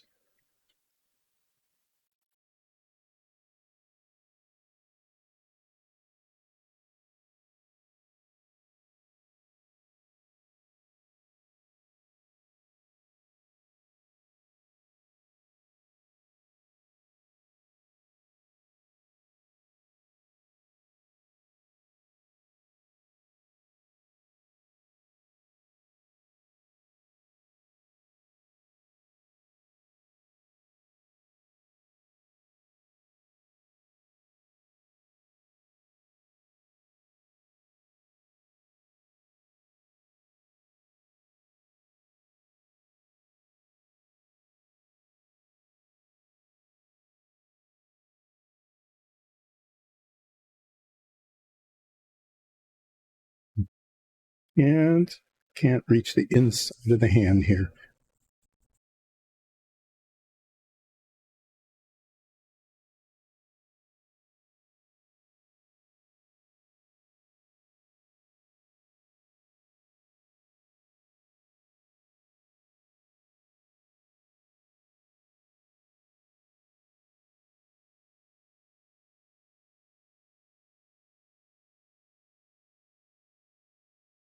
I was going to say that that's going to remain in the shadows, right? That will be the excuse.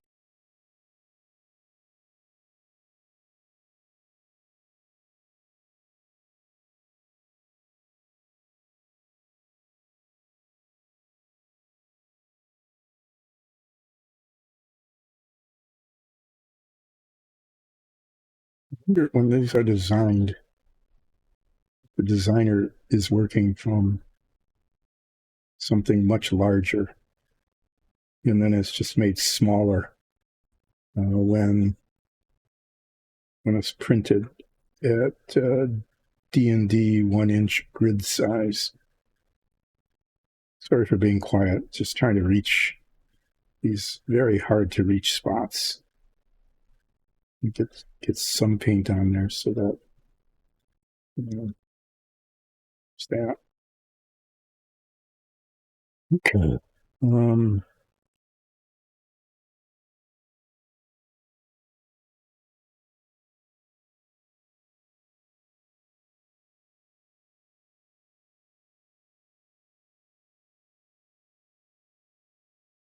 Transparent there.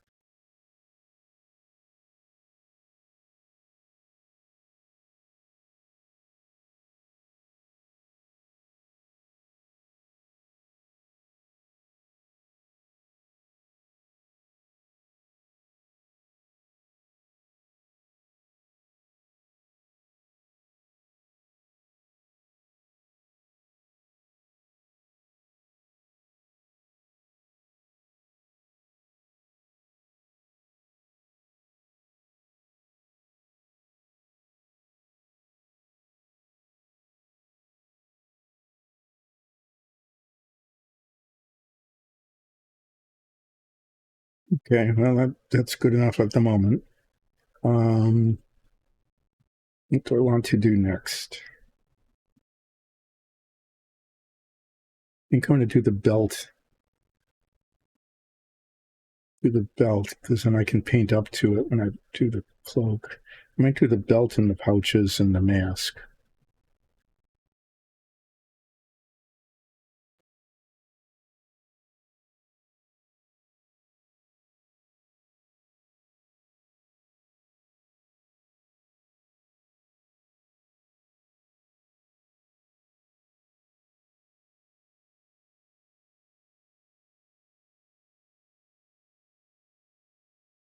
Yeah, I don't know. That camera was put up there so that it wouldn't be in the way when Nicole was painting. But it's a long way away from the models. Let me take these off and see if I can make an adjustment so you can actually see what I'm working on here. You might want to use this for the submarine. That's better, isn't it? Like that. So if I can keep it on camera, you'll be able to see a little better what's happening. And it's still off of my face. So yeah, we'll just leave it like that. And I'll just keep looking up every now and then to see whether or not what I'm painting is sort of on camera.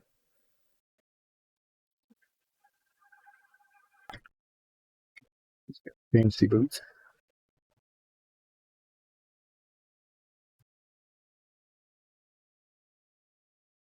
What did I say? I was going to use this field blue, the mask and the pouches, right?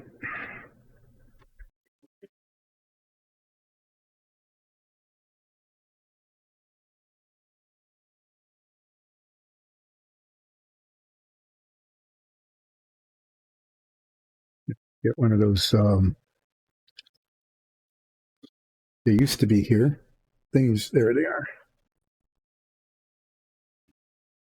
Got these nice little mixing balls, and I put them in many of the paints, but not all of them.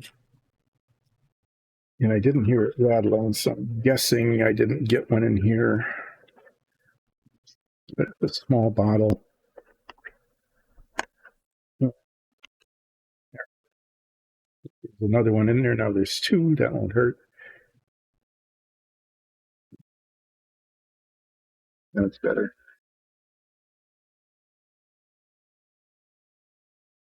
There we go. Trying to do that for nines. For who?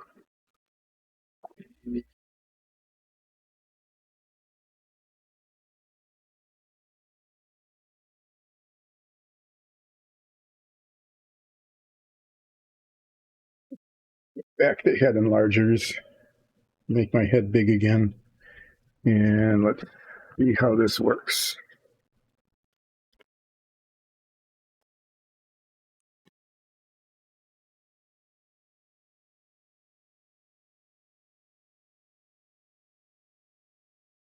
I'm going to paint the mask here. Yeah, that's pretty much where it's going to have to be.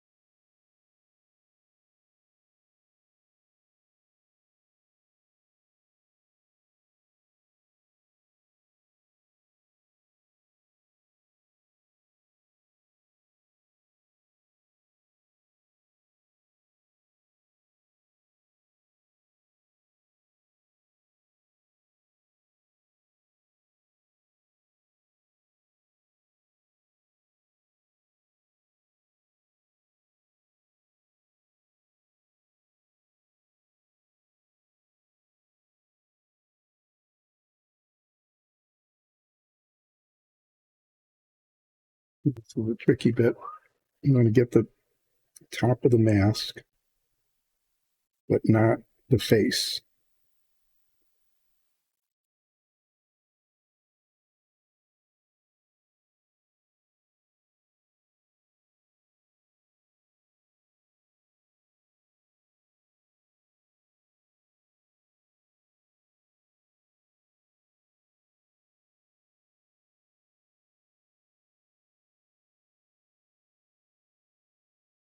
Okay, that looks okay. I know this looks almost black, but there's a lot of blue in it, so it's kind of a nice color.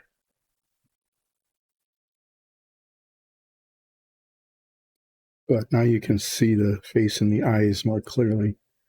Okay, I'll just paint these pouches.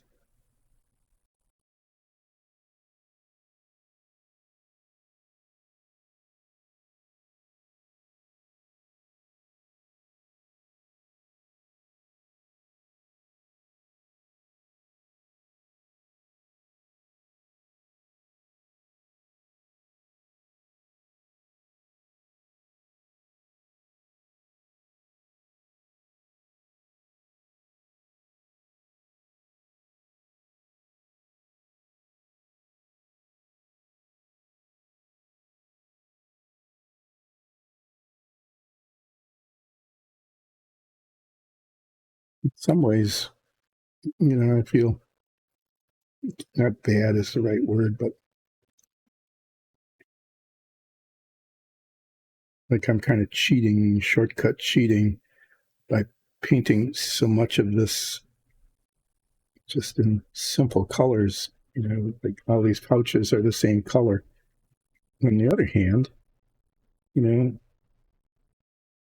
these are very roguey figures, and they're probably not going to be wandering around with bright blue and red pouches, right? That would miss the point. So I think it's color appropriate, even though it's kind of monochromatic. Monochromatic being the appropriate bit.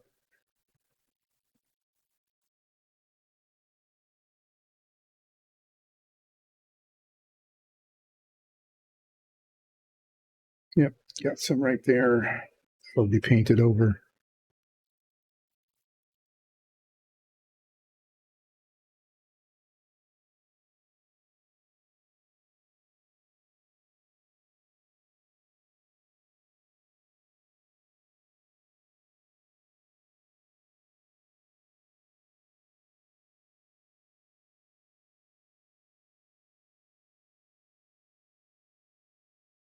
And I'm going to paint the little bits of belt that's showing pure black, and hopefully you'll be able to see the contrast between that and this kind of grayish blue color. I'll do the same to this one.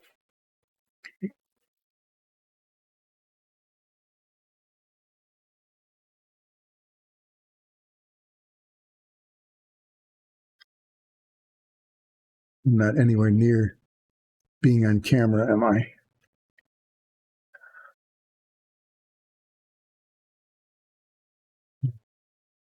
That's better. Yeah. Yeah, I was doing all that detail painting and you could see none of it.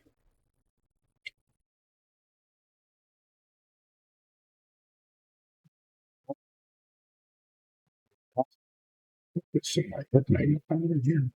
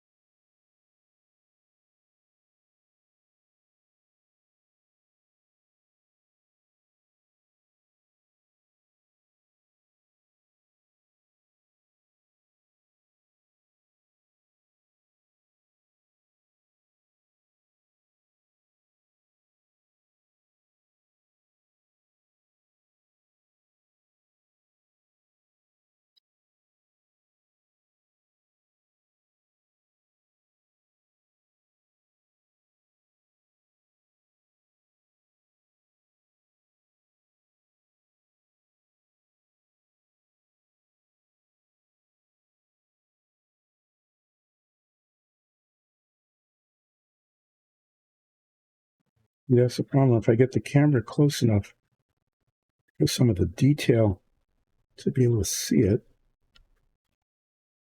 then it doesn't give me much room to work here.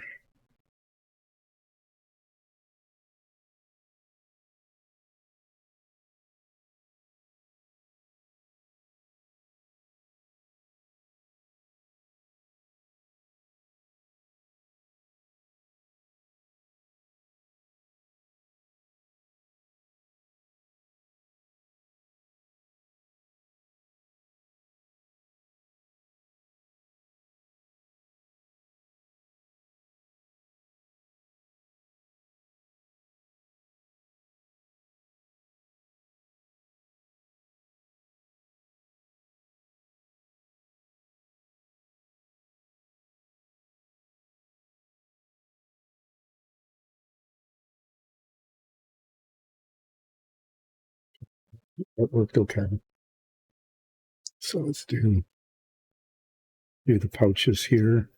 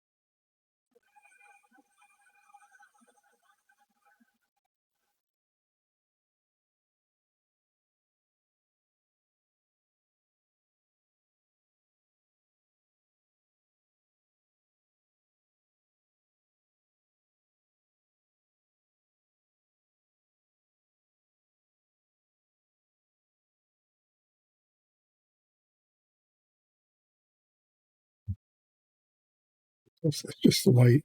Okay, well, yeah, I mean, paint got all over the place, but only in places that'll be painted again later. But thinking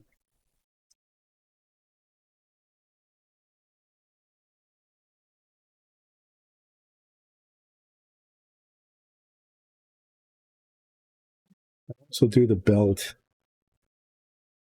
I'm going to paint that little bit of her hair.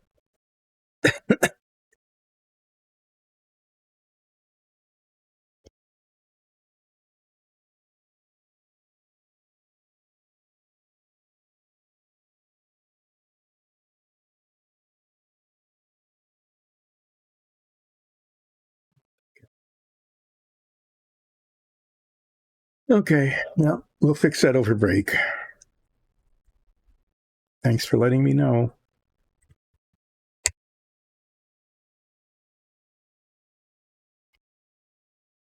I was going to do the belt and the boots in NATO black. Okay. There isn't too much of it. This little belt there. The boots are to, just to weigh it down.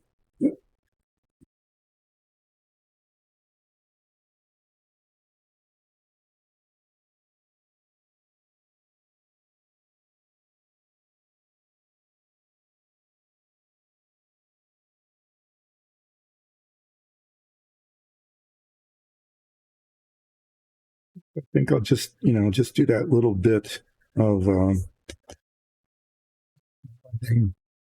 I want to give her a hair color that, that little bit that's showing. I want it to show but not look weird. So let's see. I was thinking of blonde, but that would just be too bright. And the pork brown might be good. Actually, the bone white might be a good color for that. And that's right here. So that's handy.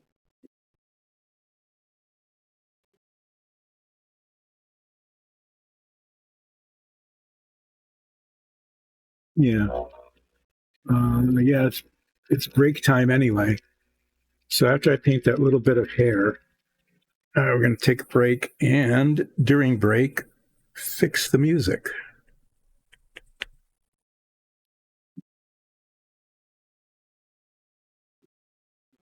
If you can,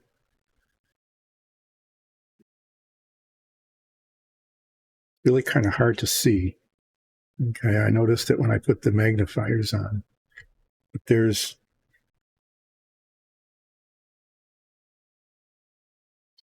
here.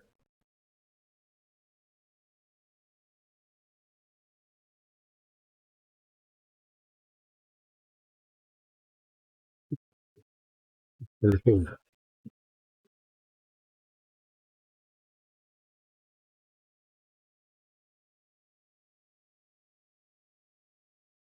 And I got it up on the mask. And I want to fix that. Still remember. But there, that little bit there.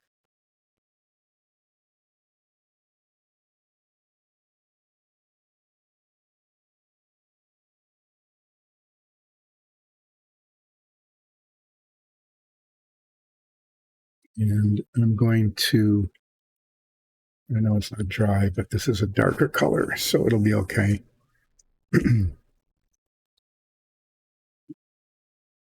It's just this annoying when something like that happens, and then quite a lot, quite a big block there.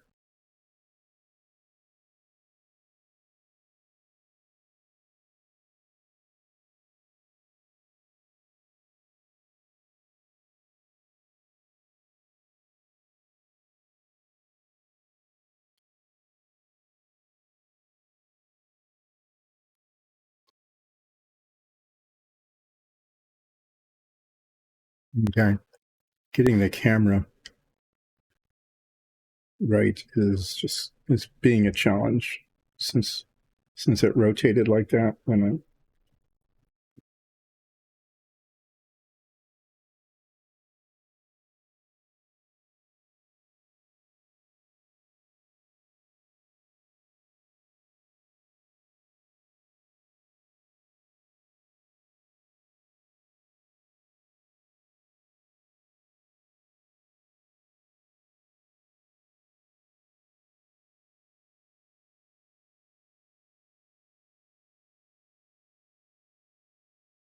Did I do that?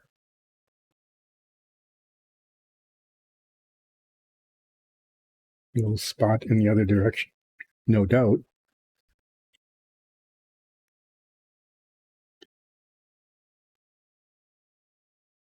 You can't see it, but I can. Maybe you actually, it's ragged enough that you probably can see it too.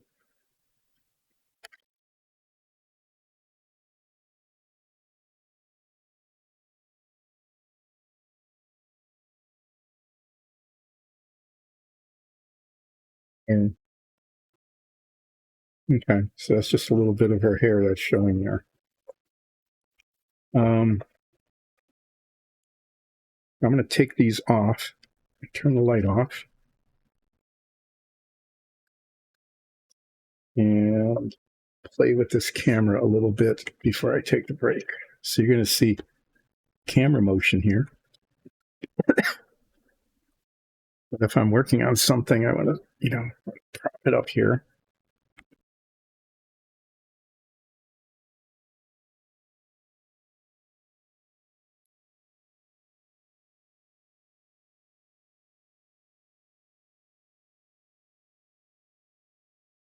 Okay, we're going to try this. We'll try this after break. We're having a real Monday here. Got started late. The camera wasn't working because a plug like 3 levels down was unplugged that I didn't catch. That delayed things.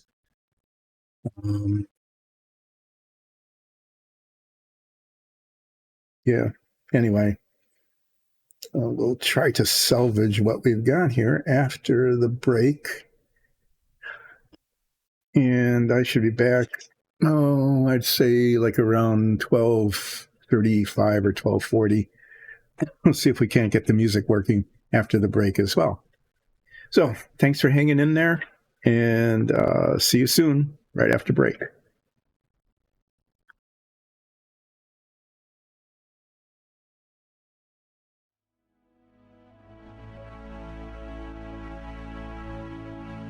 Well, the break is over.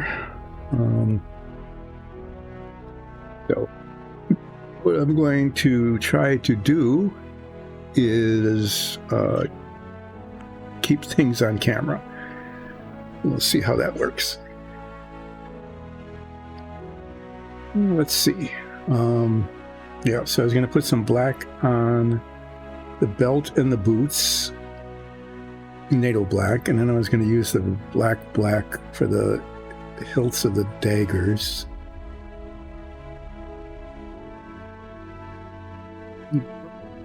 It looks kind of ragged up there at the top of the mask. Looks like there's a spot right there, and I can't tell. I'll have to put my head magnifiers on to see what's going on there. It just looks like maybe it's not even the paint, it's just an indentation in the plastic around the nose. But we'll see when I magnify my head again. Yeah, I'm not going to play around with too many colors on this. I think,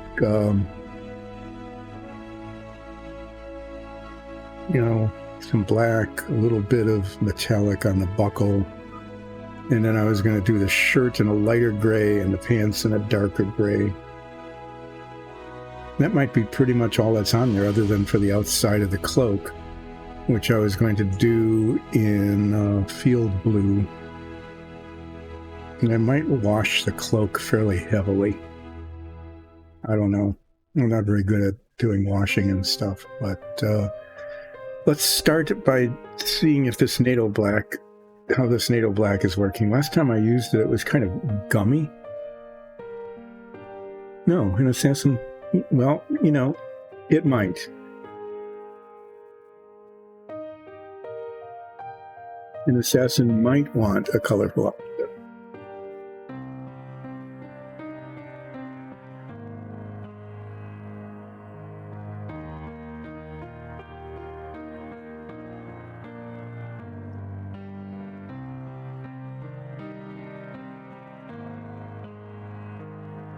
Yeah. I want to put these magnifiers on again. because they do help me see. It's really, I don't know, a challenge sometimes to get it in focus. Part of that is just, it's a challenge to get my eyes to focus anywhere, anyhow. So if I hold it like this, and I'm painting like this, I want the camera more like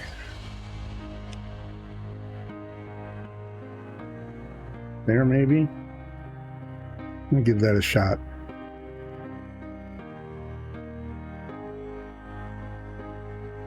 Anyway, we'll start. I'm going to use a little brush on the belt and then a larger brush on the boots, because the boots are not against anything else and there's just a large surface there. And I'm using this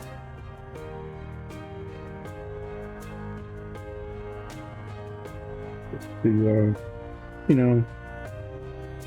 practice painting detail.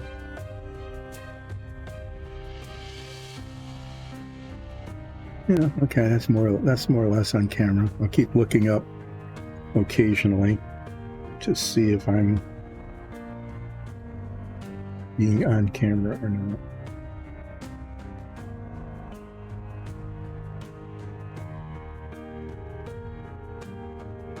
Paint over the buckle, and then I'm going to highlight that with the same color I'm using on the sword. The daggers. See this paint? It's a nice color because it's not a pure black. It's kind of a really, really dark gray black, but it tends to be kind of viscous and doesn't necessarily flow very smoothly.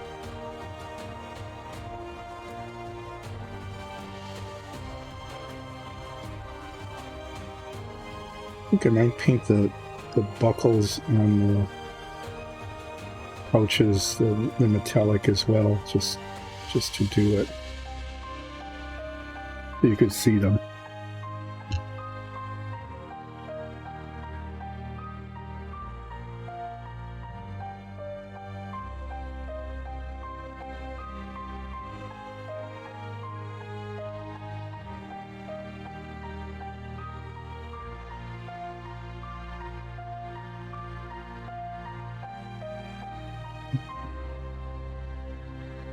Trying to stay on camera there. I apologize for the bouncing around of the camera, but just trying to keep it on camera most of the time, kind of, anyway.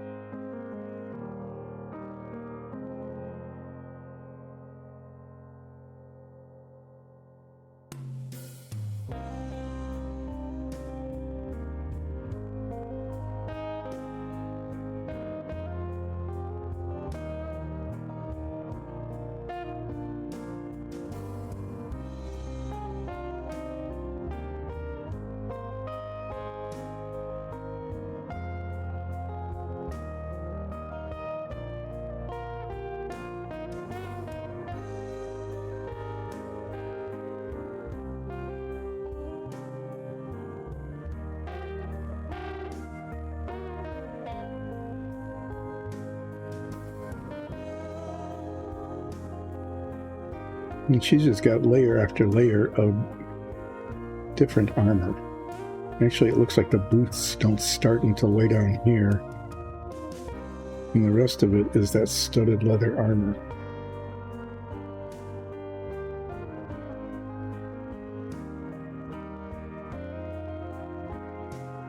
And I just might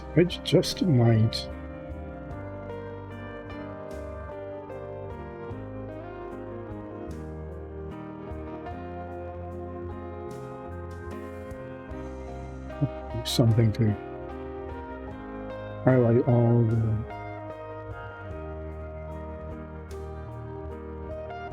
bugs on the lower armor. I don't know. And they're just tiny little.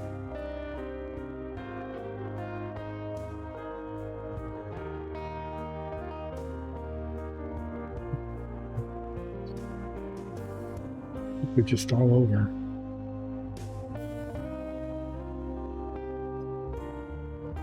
It's like skill level 3 stuff.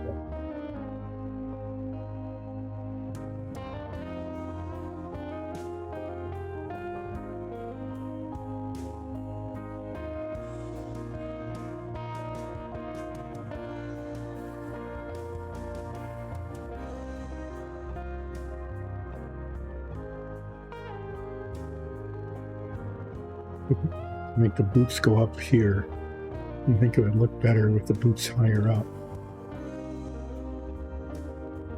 I'm just going to do that. It isn't quite how it's printed, I think, but I think the model will look better. The boots go up that high.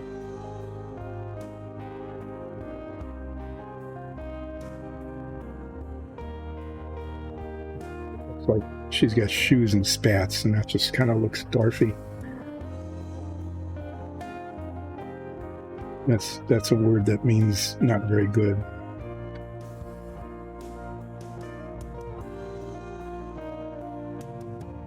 Yeah, I mean that's just going to look better. Let's have the boots go up that high.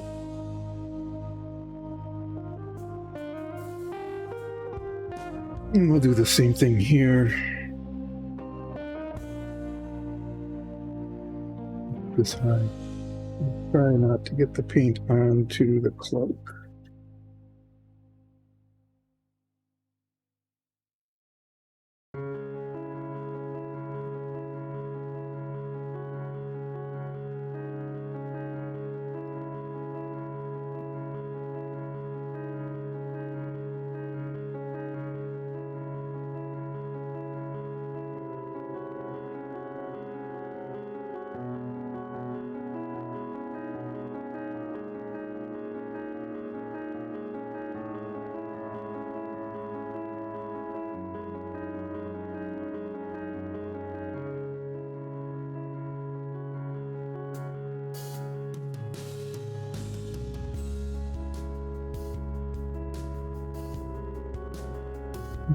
Yeah, well, whether that was the intent of the designer or not, that is where her boots go.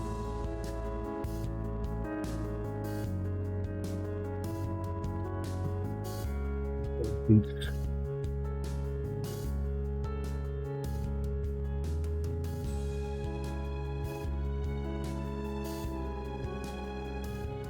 You know, I don't think we've got any Tabaxi minis. Like none at all. If you mean by 0 being not enough, I have to agree. So I think there needs to be a search started for some Tabaxi minis. You could have a whole litter. Is that what you call a bunch of Tabaxis all together? A litter of Tabaxis?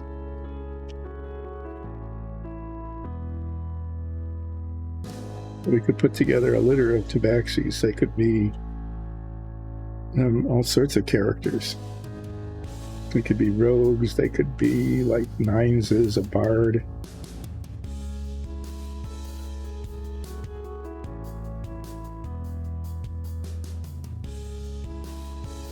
Do Tabaxis have like clerics? Or is that something that wouldn't happen with a Tabaxi?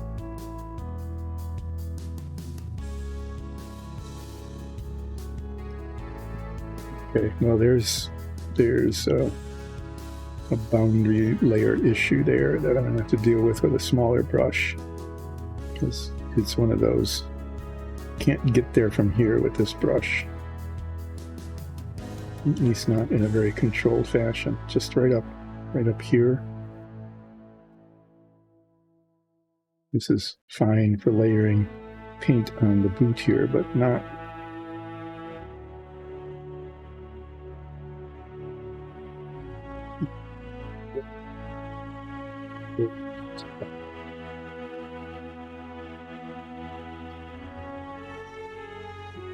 Go there, throw that in the water, get this out, and see what I can do.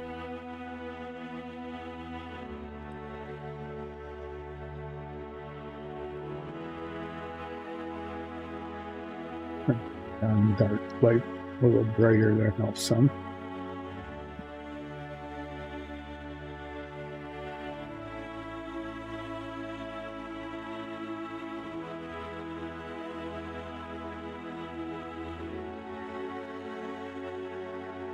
Good. That paint just flowed all over there, but I can get to that fairly easily when I do the blue touch-up. And I'll need to be doing little bits of that, like up here anyway. But need to remember once it dries to get that there. This is a pretty good boot color, you know, as it's drying. You can see it there. Yeah.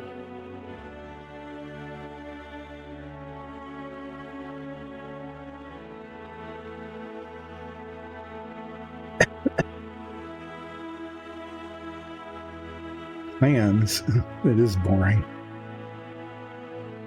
So we'll call them something else.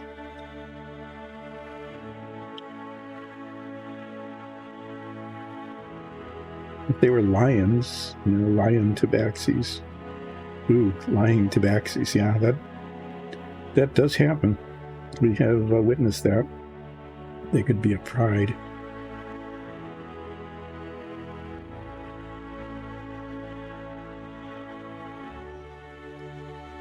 Okay. Why not?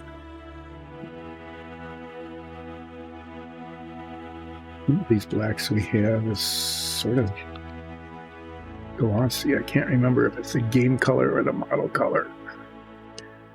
At this point, it doesn't matter. I'm going to use the one that I've got out. And what I'll be attempting to do is paint the hilts of the daggers without painting the hands.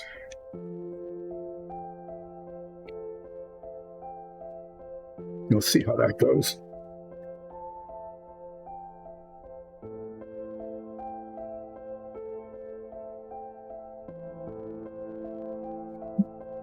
There we go. Okay.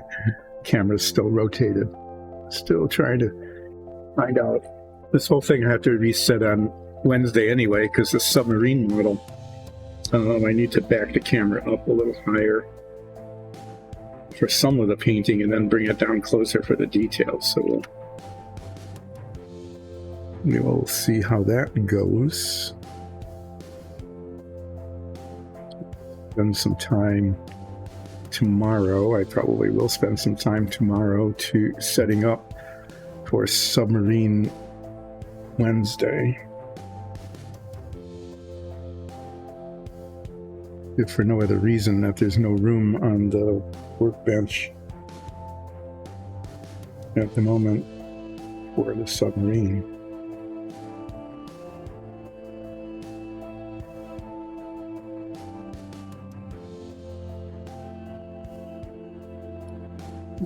Be careful. You paint this area here, but that's where the wooden sword blade goes.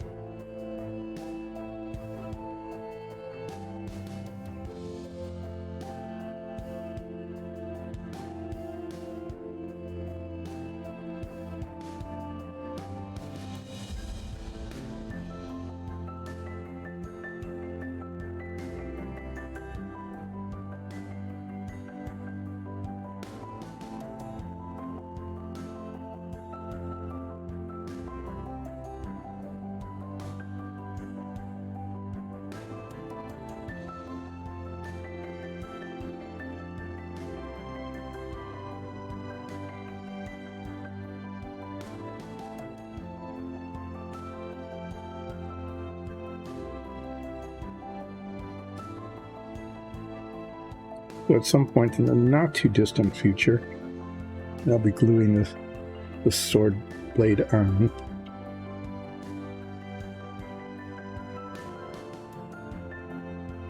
Like I said at the beginning, that'll be one of the very last things that I do.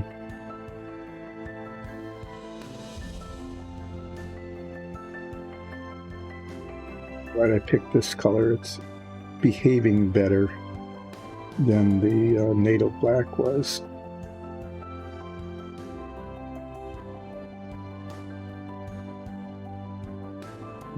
Those worked. Let's see if I can do them on these guys. Their hands also.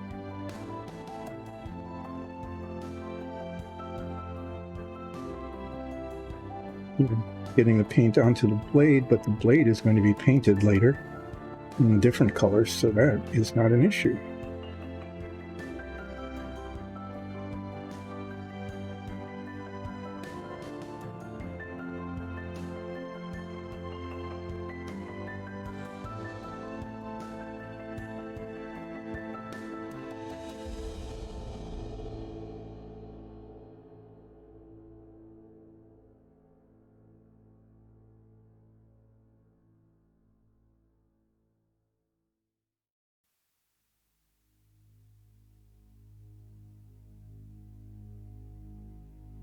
Like I got a little bit of the black paint right over the edge there.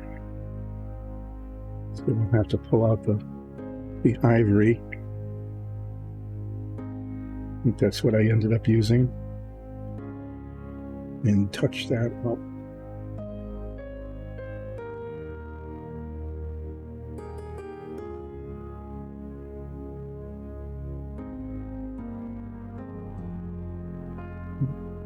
Did I touch that with paint? Oh no, there's a black spot on the thumb there, and I don't think I got the brush there. It might not have been painted the first time around. So we'll definitely have to pull the ivory paint out and do some touching up.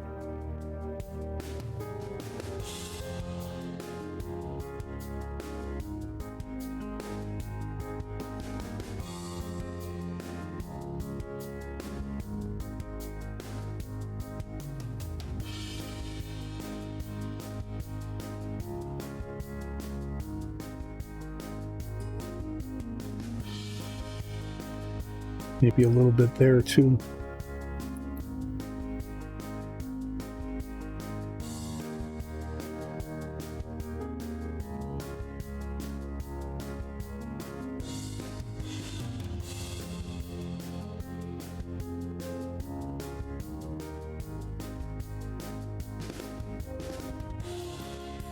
Yeah, that's just not good enough.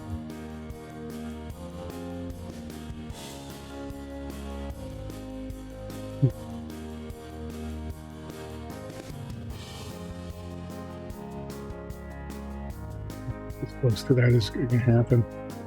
So yeah, I need to do a little touch up on the hand there. Need a little touch up there.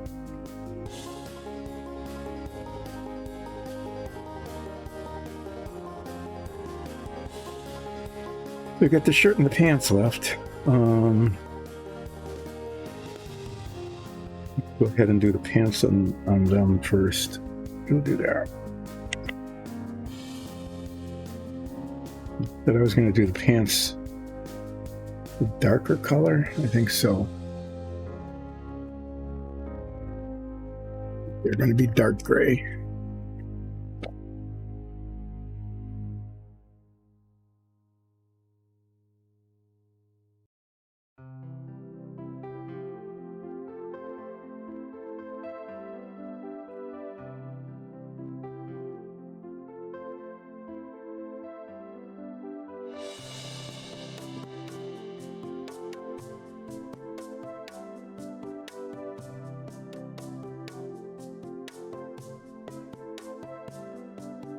Okay, so that's a secret. I'm looking at it, and the green splotch is on camera, so if I keep the model above the green splotch, it should be sort of okay. Paint, used a little brush for the edges, and I'm going to pull out the larger brush to fill in.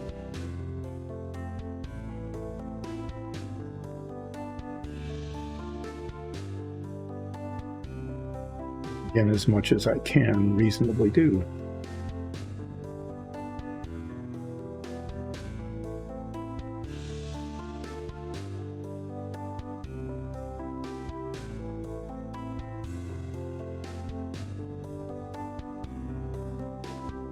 They're going to be very dark, gray, shadowy, sort of monochromatic figures.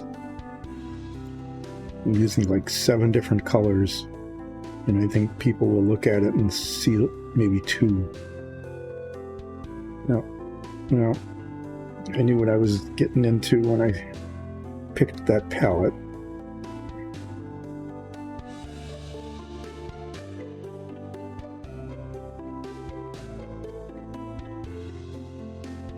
It seemed appropriate for this model.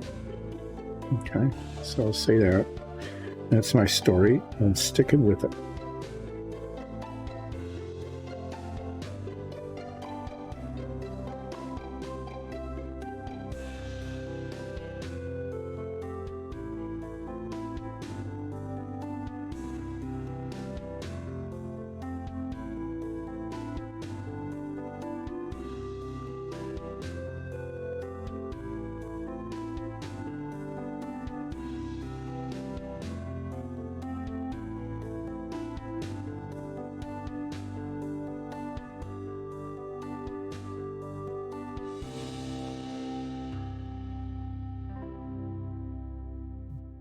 A larger brush on this because there's more surface area to cover, hopefully, since this doesn't really touch anything anymore. Able to get the paint.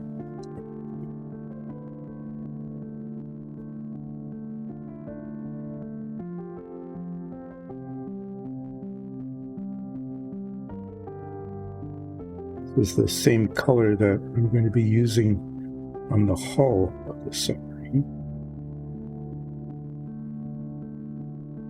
It's a very large surface, and so I will be either airbrushing it if I can, or finding a can of spray paint of this color. Paint the hull. But in this case, it's pants color.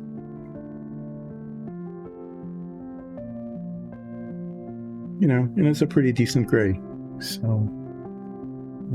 I can be satisfied with how that looked.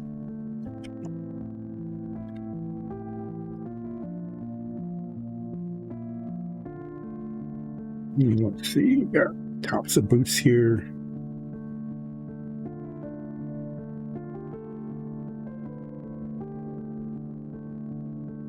Looks like she's got a jerkin. Looks like these go up to about here. And that she's got like a jerkin that comes down in the lighter color there.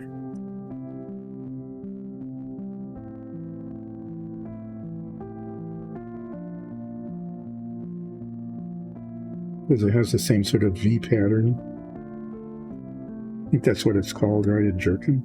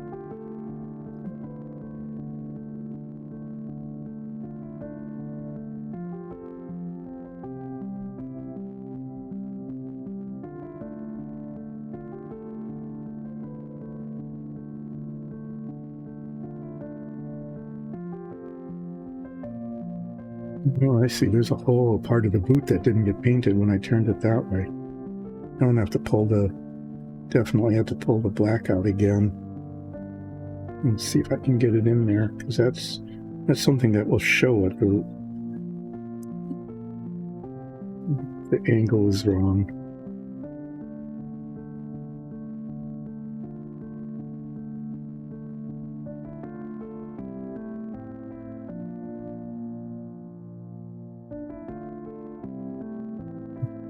Okay.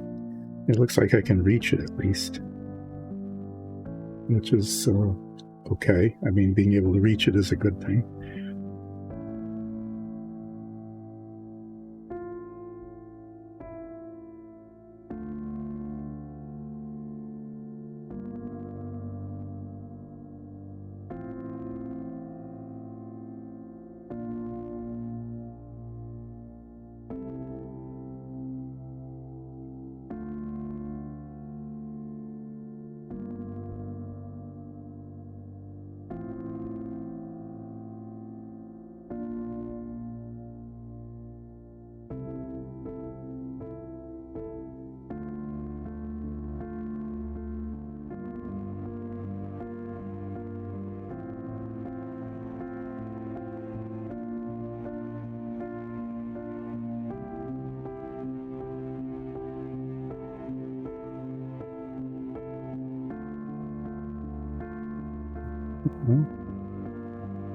Let's see what we can do about getting paint up in there.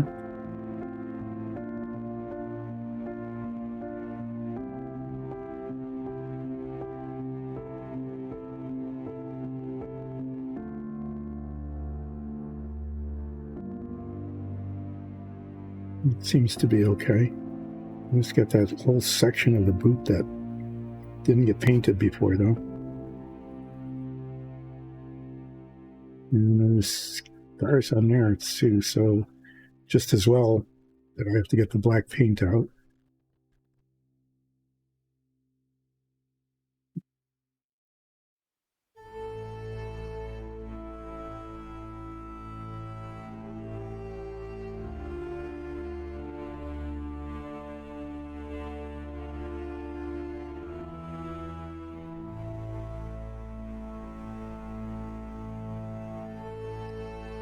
Okay, I think I got.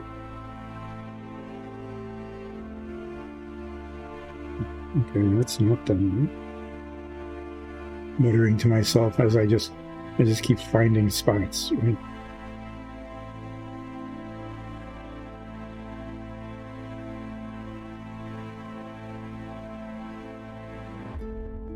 All right, so I'm going to look at the other figure. Make sure that it's covered. You know, like this little white spot there.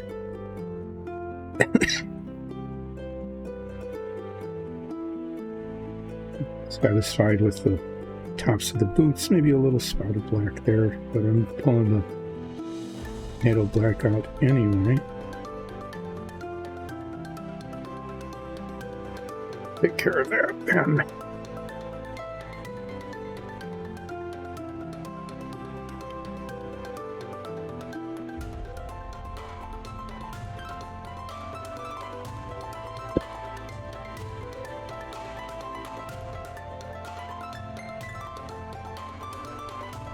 That's it.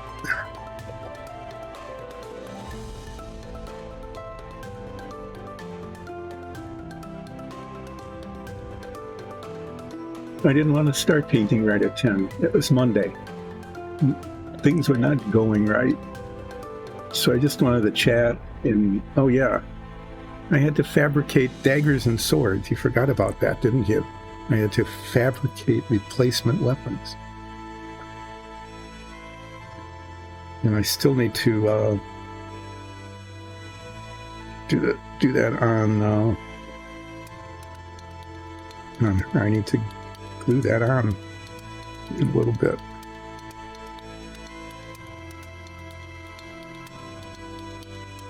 There it is.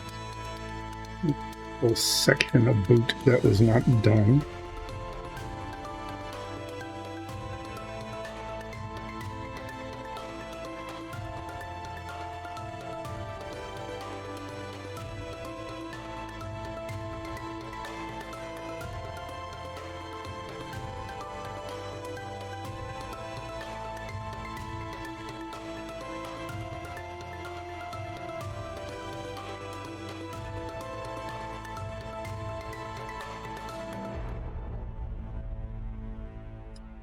You're complaining that I filled the time by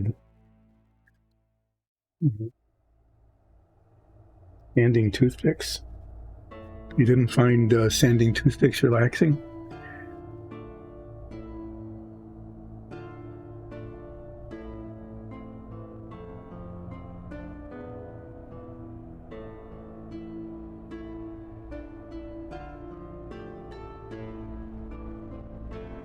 Same issue on this boot back here.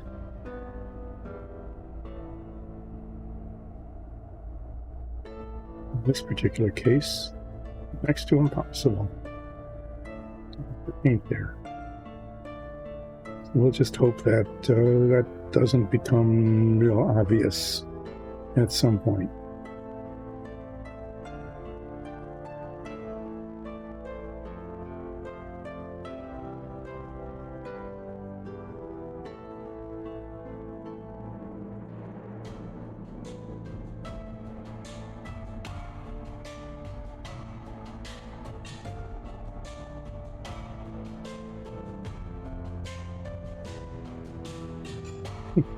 See that, but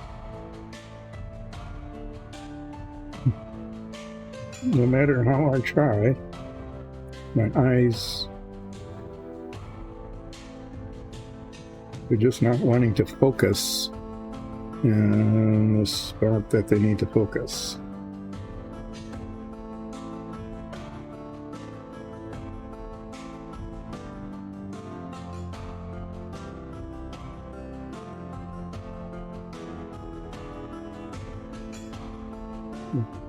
It's just past my, I just can't get to it. It's just going to have to be that way.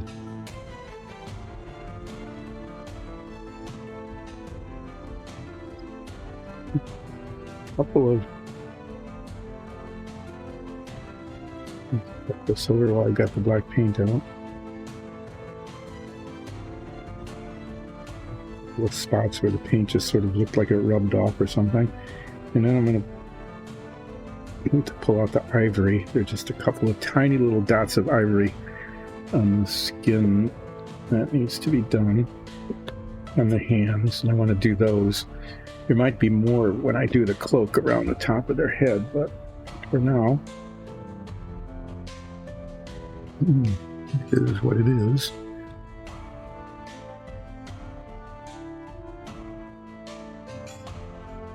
Now, yeah, it is relaxing sanding toothpicks. It was the most relaxing part of this entire thing for me, was sanding the toothpicks.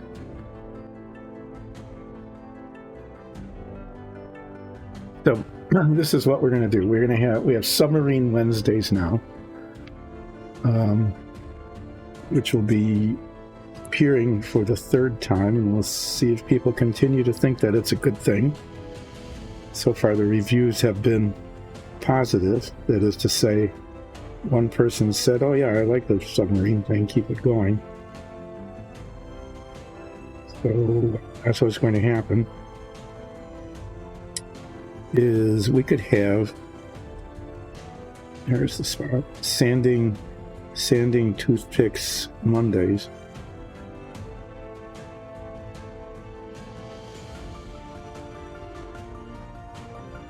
So it might not be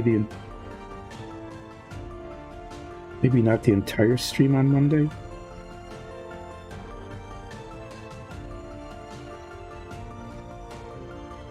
We could definitely have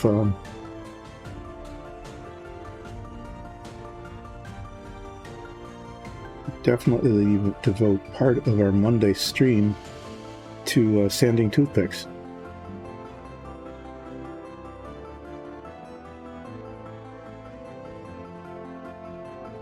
And it wouldn't even necessarily be, for like replacement blades or something. It could just be, I could just pick out a toothpick and sand it.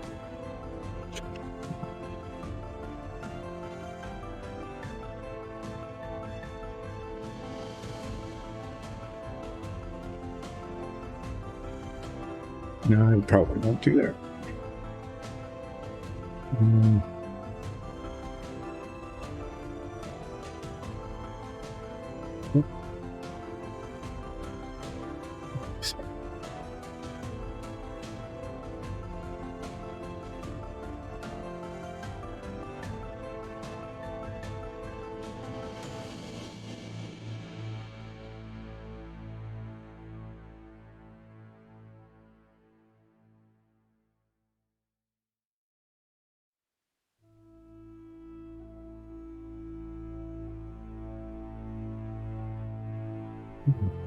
Come down to the shirts and then the backs of the cloaks, including the hoods.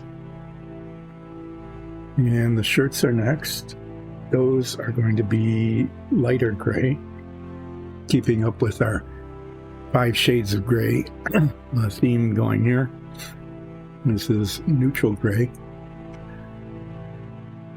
Just like the medium blue color that I used on the inside of the cloaks, this one is frequently used. It's large volumes on our dungeon hoods.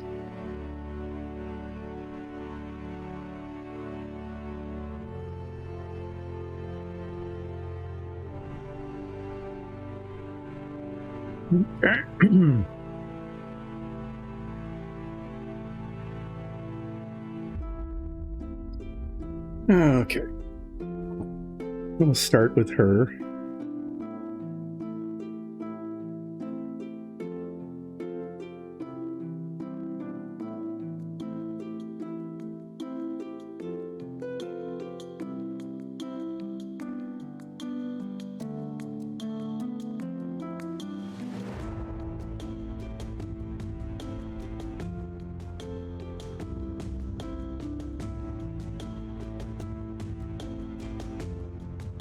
The boundary here is with the inside of the cloak.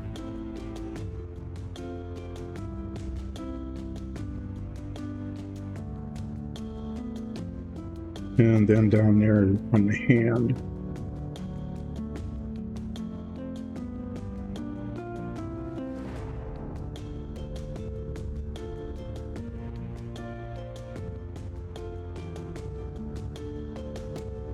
That worked okay.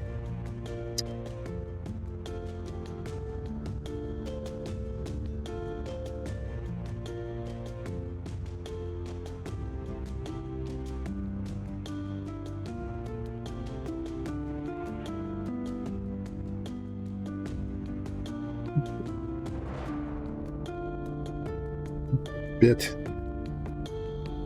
with the skill of the designer. Oh. Okay. Just didn't touch anything. The skill of the designer and the precision of the printer exceed the capabilities of the painter.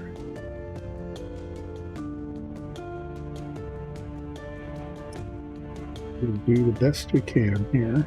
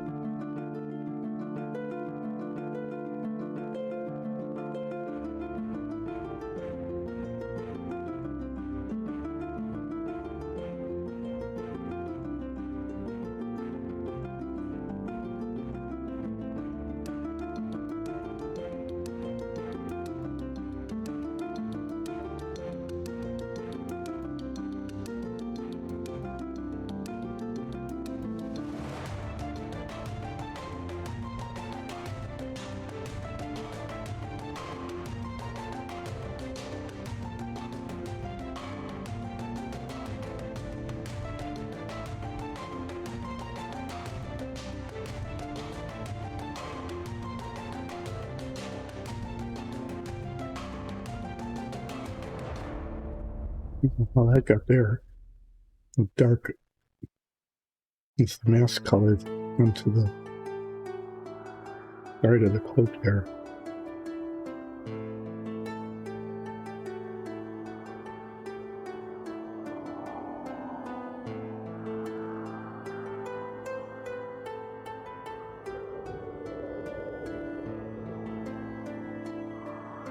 Color is better or worse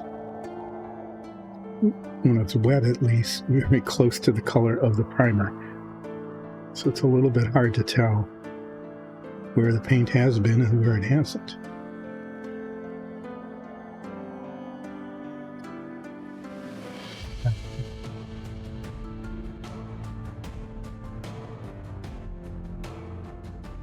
I tend to paint it like sideways rather than directly above, and I caught the top of one of the bags there. So when that dries a little bit, what color was that? That was the sea blue, wasn't it?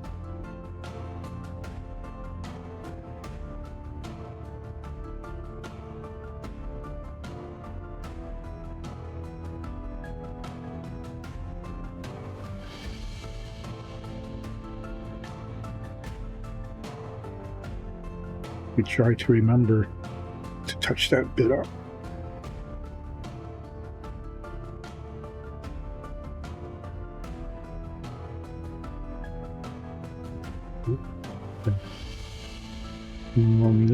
That's part of the dagger there. That's part of the hilt that needed to be painted that black.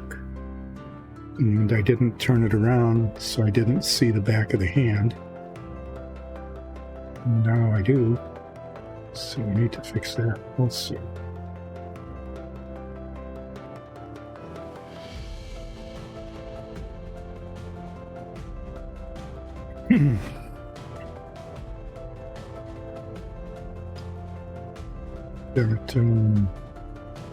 Got a touch of the NATO black, not the NATO black, the sea blue on the top of that bag, and maybe on the bottom too. We'll see what happens when I paint that in. And I need to get the black, color black, the hilt back of the hand.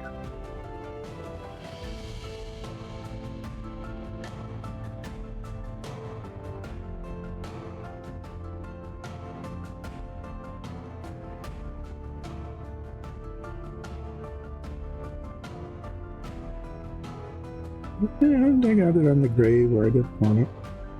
So we get to have all the colors.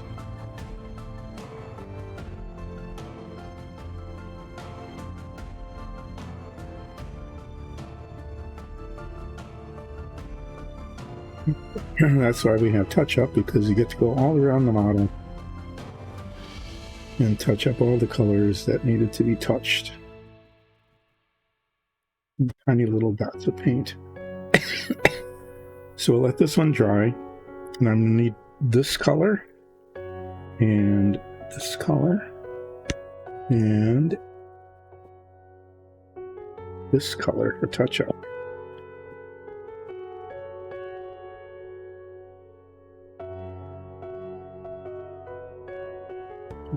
See how we do on this shirt here.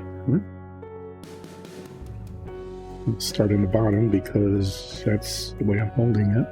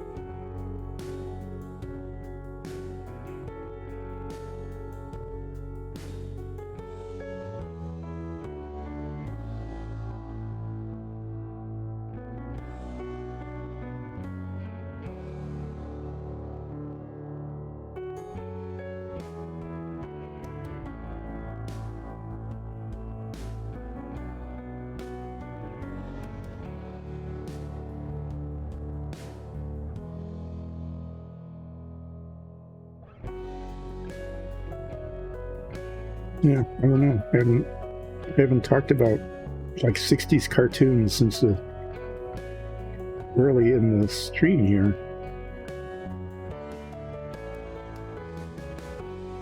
I mean, I'm keeping them.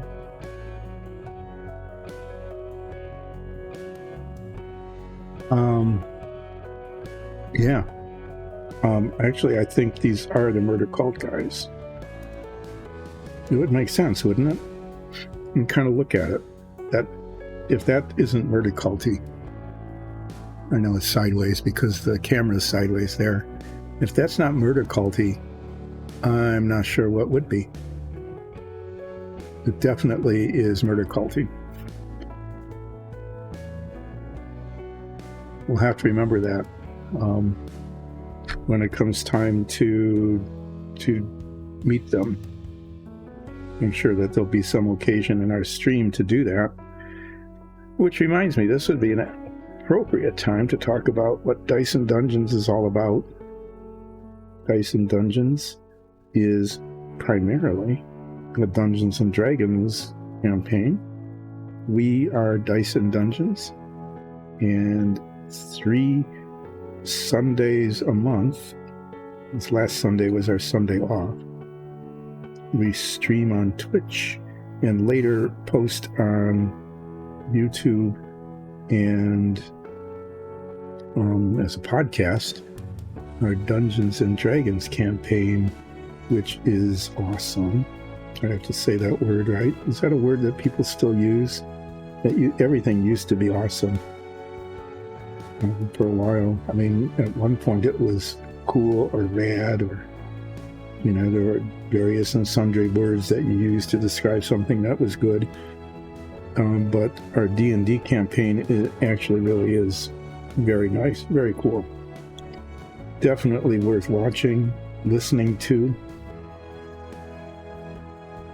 and there's a murder cult in it that we met very early on in the campaign and have heard about. I mean, tried to track down and learn more about it and haven't succeeded. But we may have run into them again. We don't know.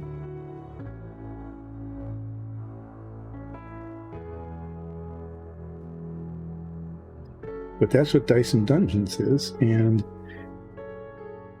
as we started our campaign and we got more and more into it, we decided to get a 3D printer and start printing out bits of scenery and things, to liven up the campaign and make it feel like more fun and so on. And it was. And then that got out of hand, and now we've got 3.5 PLA 3D printers and 1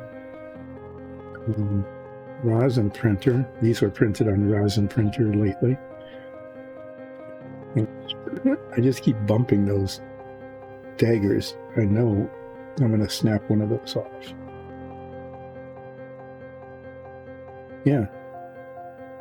So we pretty much started out by printing dungeon tiles. Caves, abandoned mines, keeps and castles, sewers. We've been working on sewers again.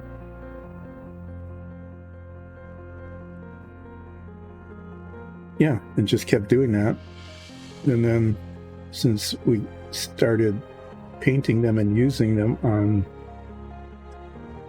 our campaign, we thought, well, what the heck, since we're painting them anyway, it's not taking any extra time to turn a camera on, and that's how this started.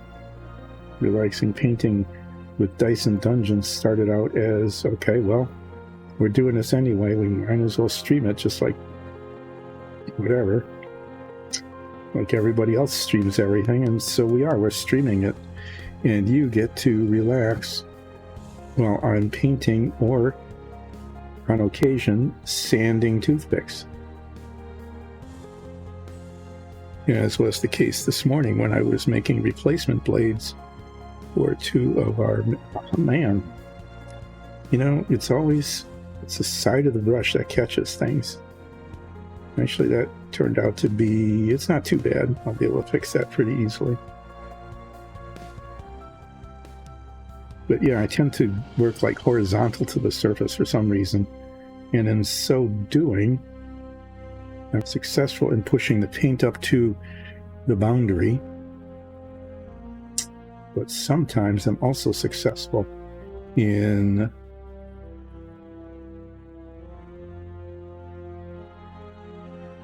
bumping the paint onto an adjacent surface where I don't want.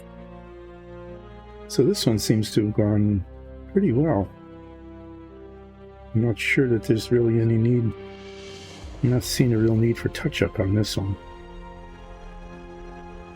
Need to get down here along the top of this bag down. If I can get the paint in there. It looked okay when I had it turned one way, but then not. Yeah, that's better. A little bit along the top of this buckle as well.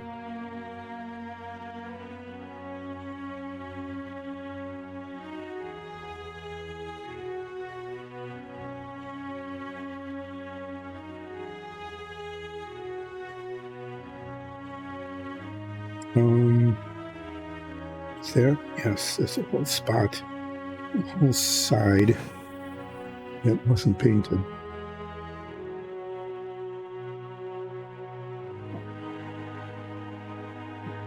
Spoke way too soon. I did exactly the kind of thing that I was saying that I had a tendency to do, is I caught that with the side of the brush. Well, that'll dry, and I have to pull that color out for the other one anyway. But that was just really annoying.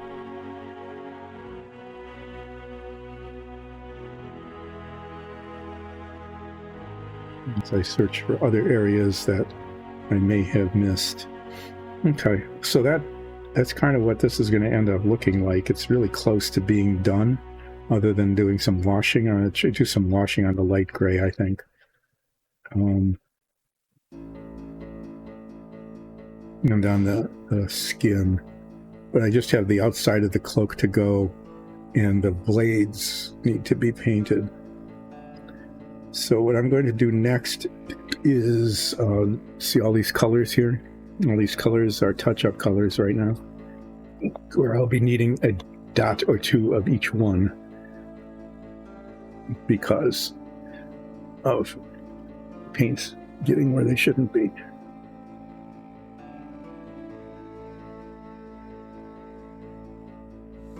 Hector Heathcote. That sounds really familiar, but why don't I remember it? Okay, I'll have to catch that. Yeah.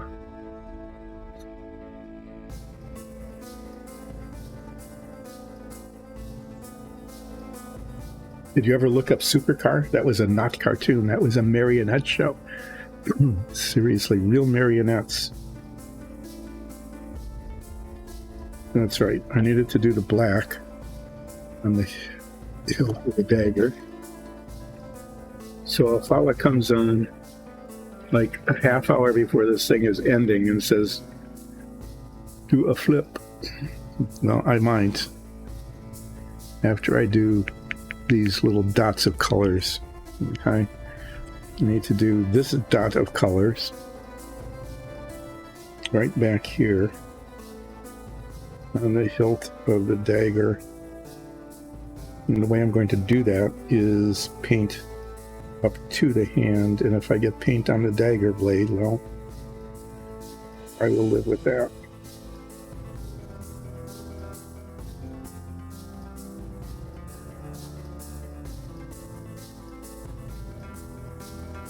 I've missed that bit before, and now it is done. So that's that spot.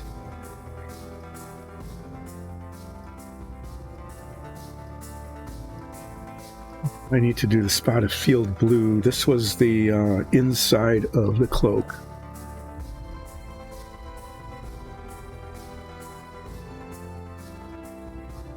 Turbo Teen. Well, I watched a bunch of 80s stuff, I think.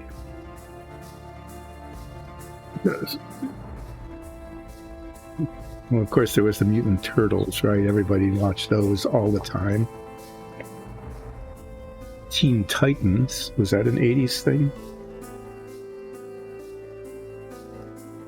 I remember Teen Titans. That's still on, isn't it?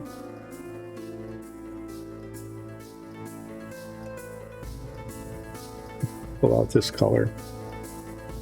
For some reason I thought there were spots It needed to be painted field blue again, but now I'm not. Maybe a little bit back here on the top of the boot.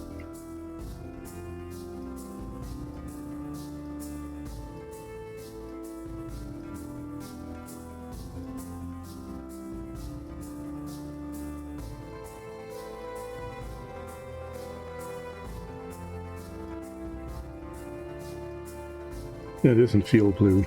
I'm going to use that for the outside of the cape. The inside of the cape was medium blue. The 2000s for Teen Titans? Oh, okay. I will believe you since you are Googling things and Google wouldn't lie. And would probably remember more than me. Okay, well, that was dumb. Now I've got a dark spot here of the wrong color that I need to cover with the right color.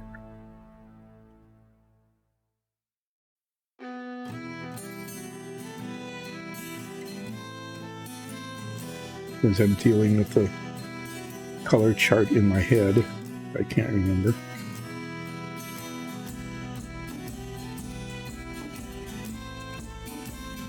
And there it was, yeah. I knew there was a spot that needed this repainted.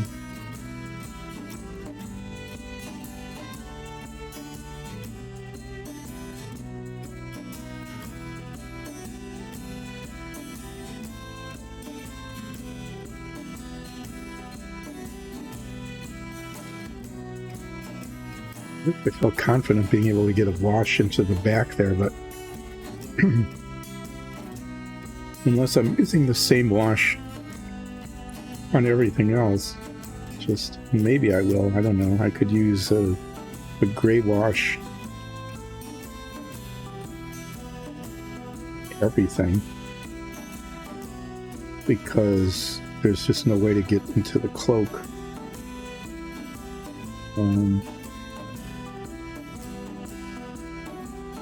Getting it on everything else, which is why I did the inside of the cloak first.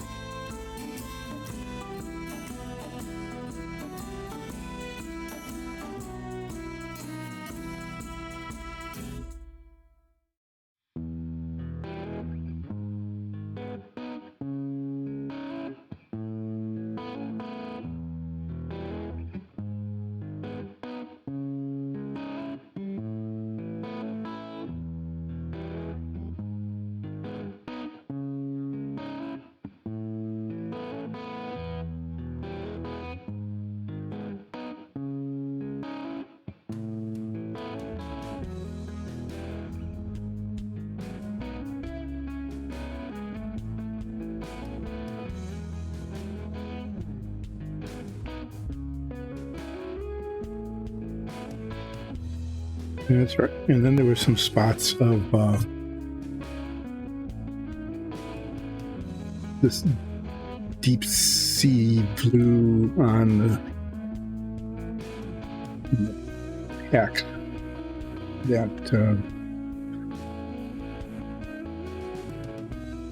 just bumped it a little bit. Here, just bits that got bumped.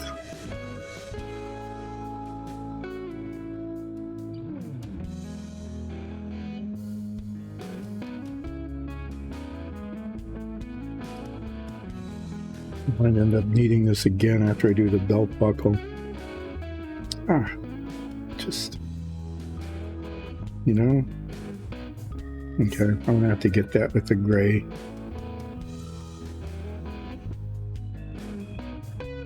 A little trouble with that when I first did it, which was right at the top of the buckle on the other one that I'm not painting now. Just an unevenness and needs the spot of gray in just the right spot to make it look okay.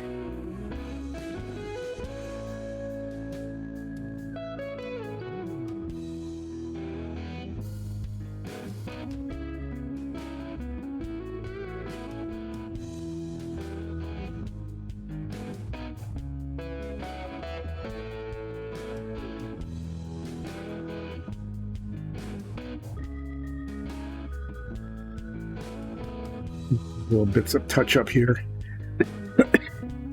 And then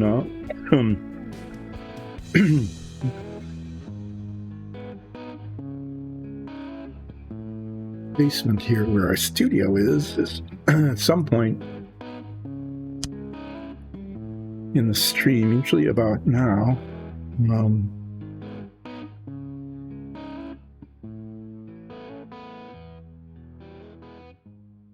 Still a little bit of a chill starts.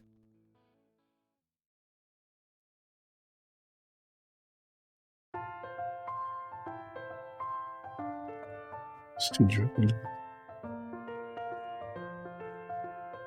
Okay, so what I had promised I would do was paint the belt buckle and the clasps on the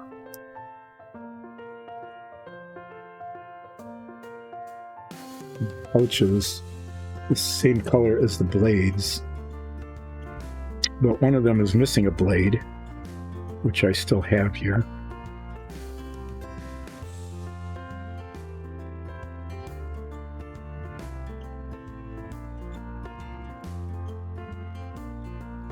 But let's see, what color was I going to paint those?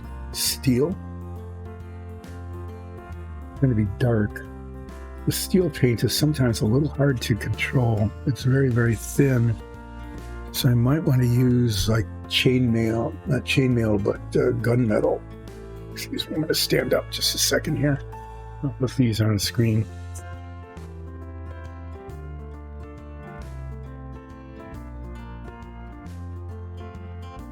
Going to the roundabout bit here, where we've got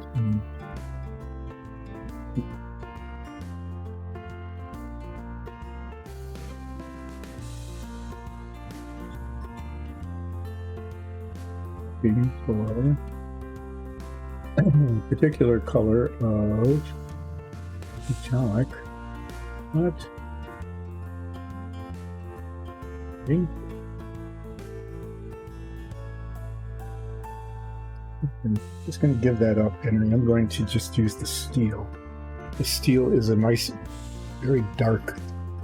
This one hasn't been opened now.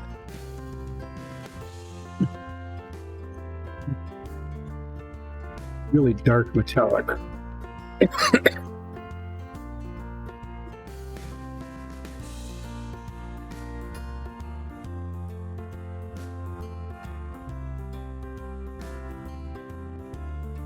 And I think, it'll give a little bit of shininess. You'll be able to see that it's metallic. Good grief. But not be too shiny. Okay.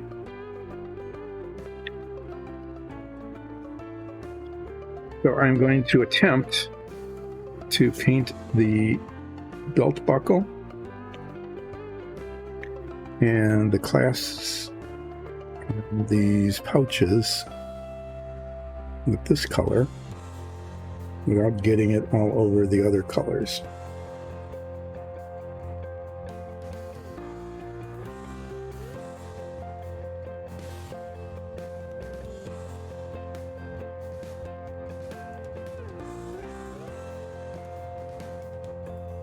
You can see there, you can see that there's a little bit of shininess there. And with the belt buckle, I'm pretty much just going for the impression. This is a nice raised surface, so I'm just going to catch the top of it.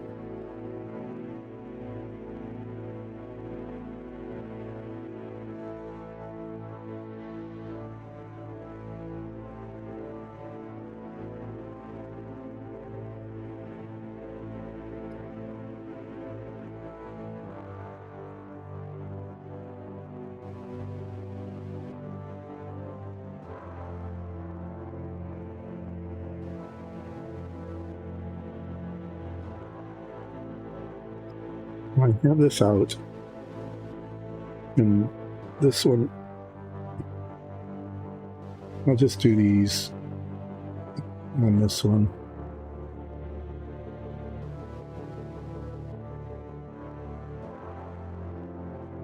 intent had been to glue on the replacement dagger blade on the other one before I painted these, but I've got this one in my hand and I got the paint out, so it's just going to get done now,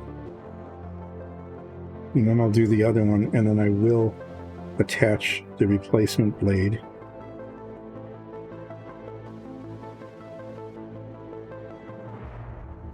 This paint stays liquid a fairly long time, and I'm using contact cement, so it attaches like immediately as long as I don't bump it too much. I should be able to get that painted pretty much right away.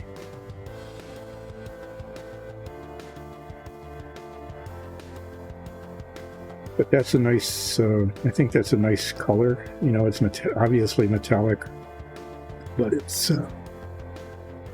in keeping with the color scheme, really dark color scheme of the murder cult here.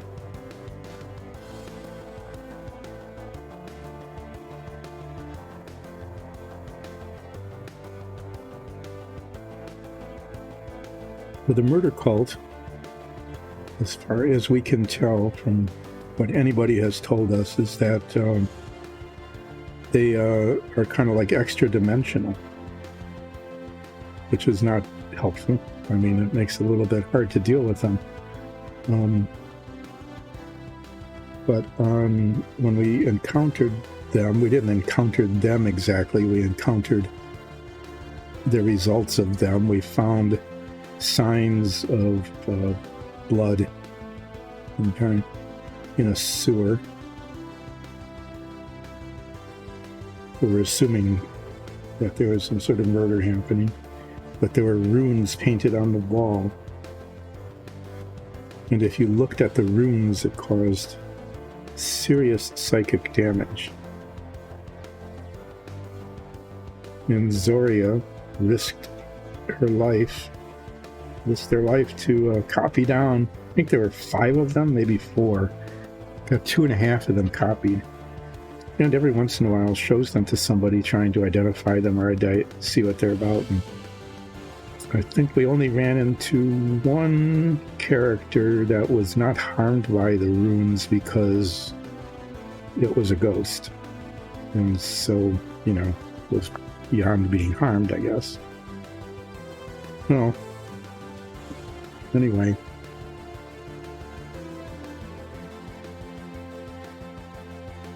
We were told basically to be afraid, very afraid. That we were looking at not interdimensional, cross-planar, interplanar, cross-planar kind of situation, which is not a good thing in Dungeons and Dragons. So these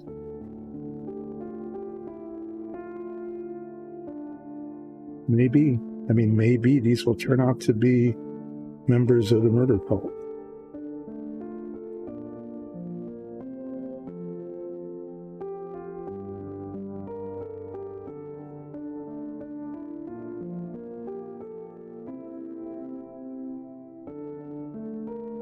Got way too much on there. I couldn't see the edge as well.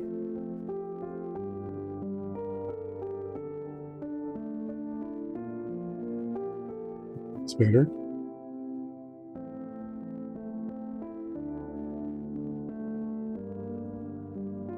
I might have to pull out that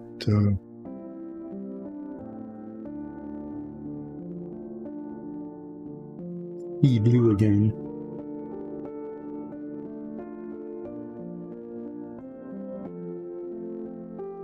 Up that bag.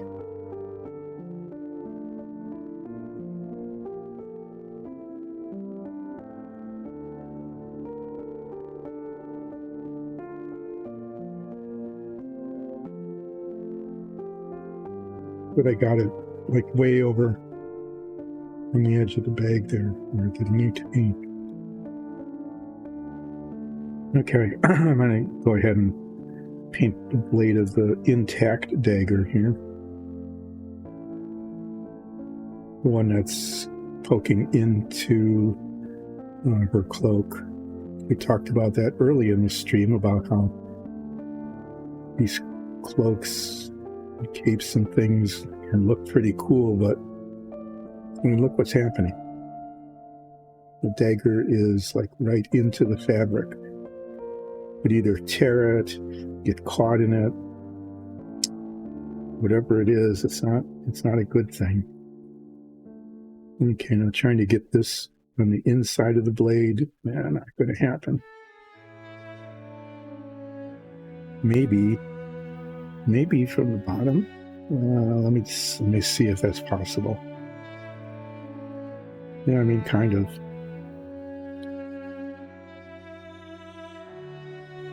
Trying to reach in there. At least get enough of it in the places where it can be seen.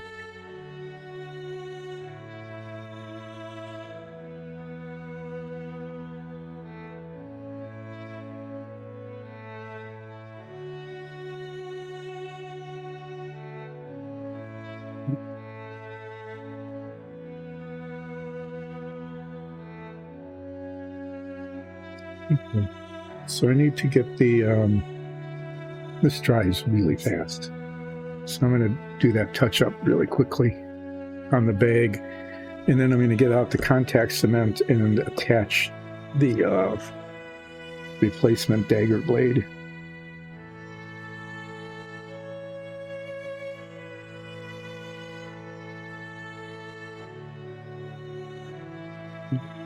Let's knock off of them.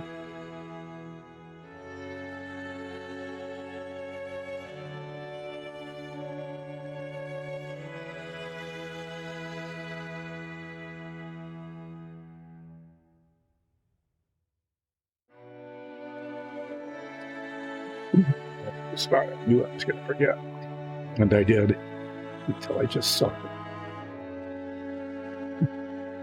We're doing dots. We're doing little touch-up dots here.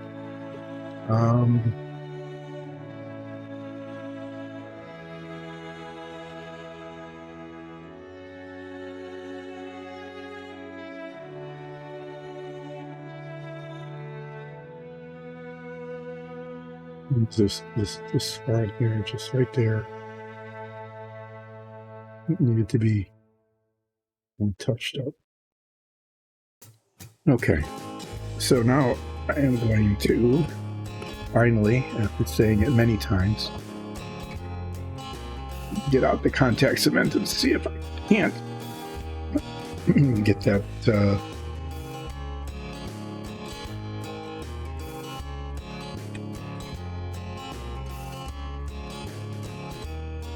that dagger blade attached. My contact cement pin, and what we'll do is we'll get a tiny bit of this out, just enough so that it, it's a touch too much and it gets stringy all over the place. So the way this works is on contact is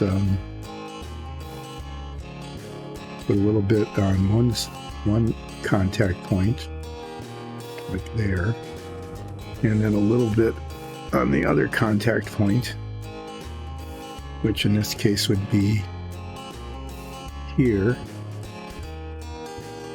and then you wait for a minute and stick them together, and it sticks to itself. And hopefully the result will be that when the stuff on here sticks to the stuff on the other one, that it will stick. Which the stick on here isn't sticking. It's going to have to be cleaned up a little bit before making contact, because there's too much of it.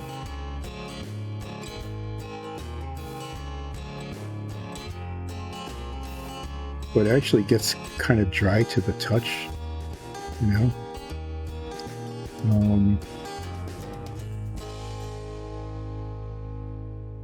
Anyway, this is the replacement dagger blade.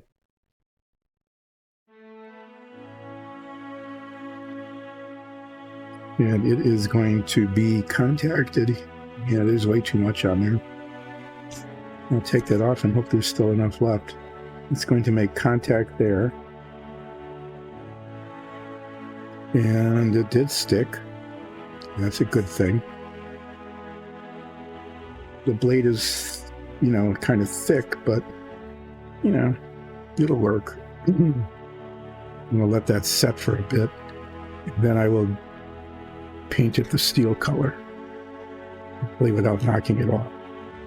But at least there's a dagger now. Looks like a short sword compared to the daggers on the other one, but it is what it is, I am afraid. Nothing much can be done about it. And then the last part is going to wait until Friday. And that's to paint the outside of the cloak, and then to get some washout and just make these look a little bit, you know, just some gray wash. And do it so that they look more shadowier, or shadow-like, darker. I like the way they look now, but it does need some gray wash. And if I wash the shirt and the pants the same gray, I can get the inside as well, the cloak. And I'll need to do it on the outside. Also, the dark gray will be needed because the field blue turns pretty dark. Okay, so what I'm going to do now is I'm going to use a slightly larger brush because I want to cover this replacement dagger blade pretty quickly.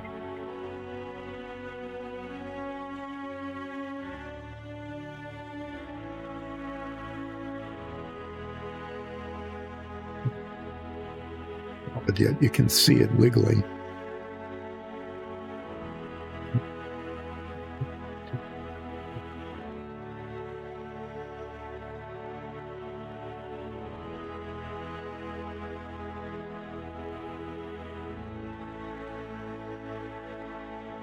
I have like a lot of paint. It doesn't matter that I've got a lot of paint. If I want to paint on a larger brush, then I'm able to get it on there without pushing it very hard.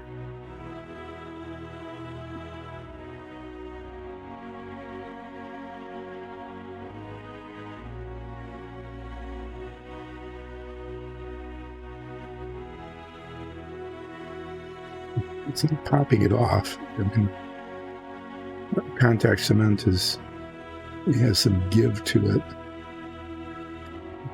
There, at least she has a weapon, and although it's far from perfect, it's too large, it's too thick.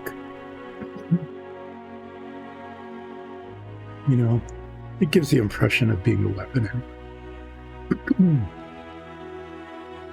All right, so there is that.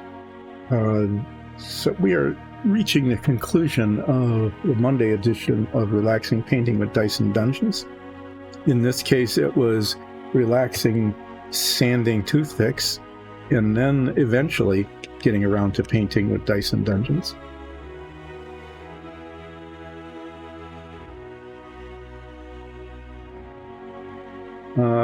It might be a friendly murder cult. I mean, to us it might be friendly. Especially to nines. They might be very friendly to nines. They might be like Tabaxi worshippers. That's a possibility that we could look in, that we hopefully will find out is true. And the murder cult is really just creating sacrifices to Tabaxi. Nines would probably appreciate that. And as we wrap up and I clean the brushes, just a reminder that Wednesday is Submarine Wednesday. I'll be maybe doing some second coating, but I'll be painting the bunks in the torpedo room and doing some touching up on the periscopes and snorkels and things. Painting a base coat of green on some of the bulkheads, because that's what the picture shows and what the instructions say, that they're supposed to be green. And then beginning to work on some of the detail. There's some escape ladders and things that I'm going to be trying to do with a pen rather than a brush. And then also working on the incredible detail, including a clock face and some dials and control boxes and things on the bulkhead that holds the torpedo doors.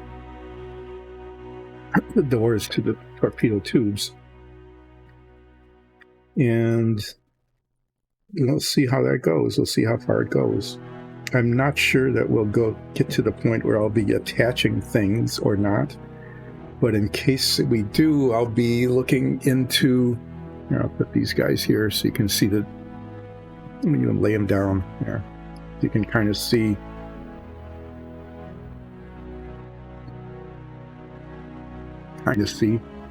How far along they are. How the gray palette motif is coming along. Yeah, I probably will end up washing these things, putting a thin layer of wash on all of it. And then using a really light gray wash on the skin, just to bring out the detail of the fingers and the eyes and things.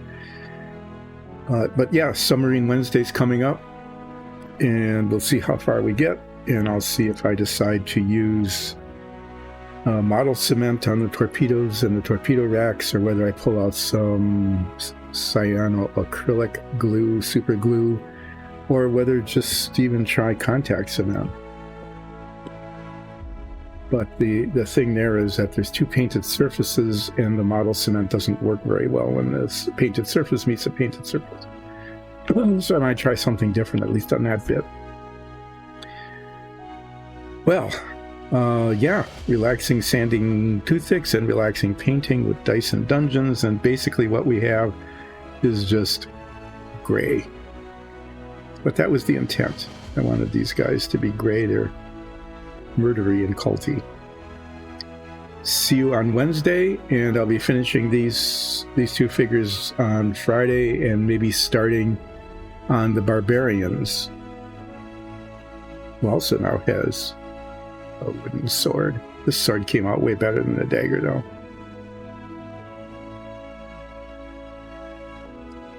Okay, that's it for today. Thanks so much for joining in. We'll see you on Submarine Wednesday and on relaxing painting, and probably not doing any more toothpick sanding on Wednesday. Friday. That day. The day at the end of the week day. Friday. Painting. I better stop. Stopping now. See you then.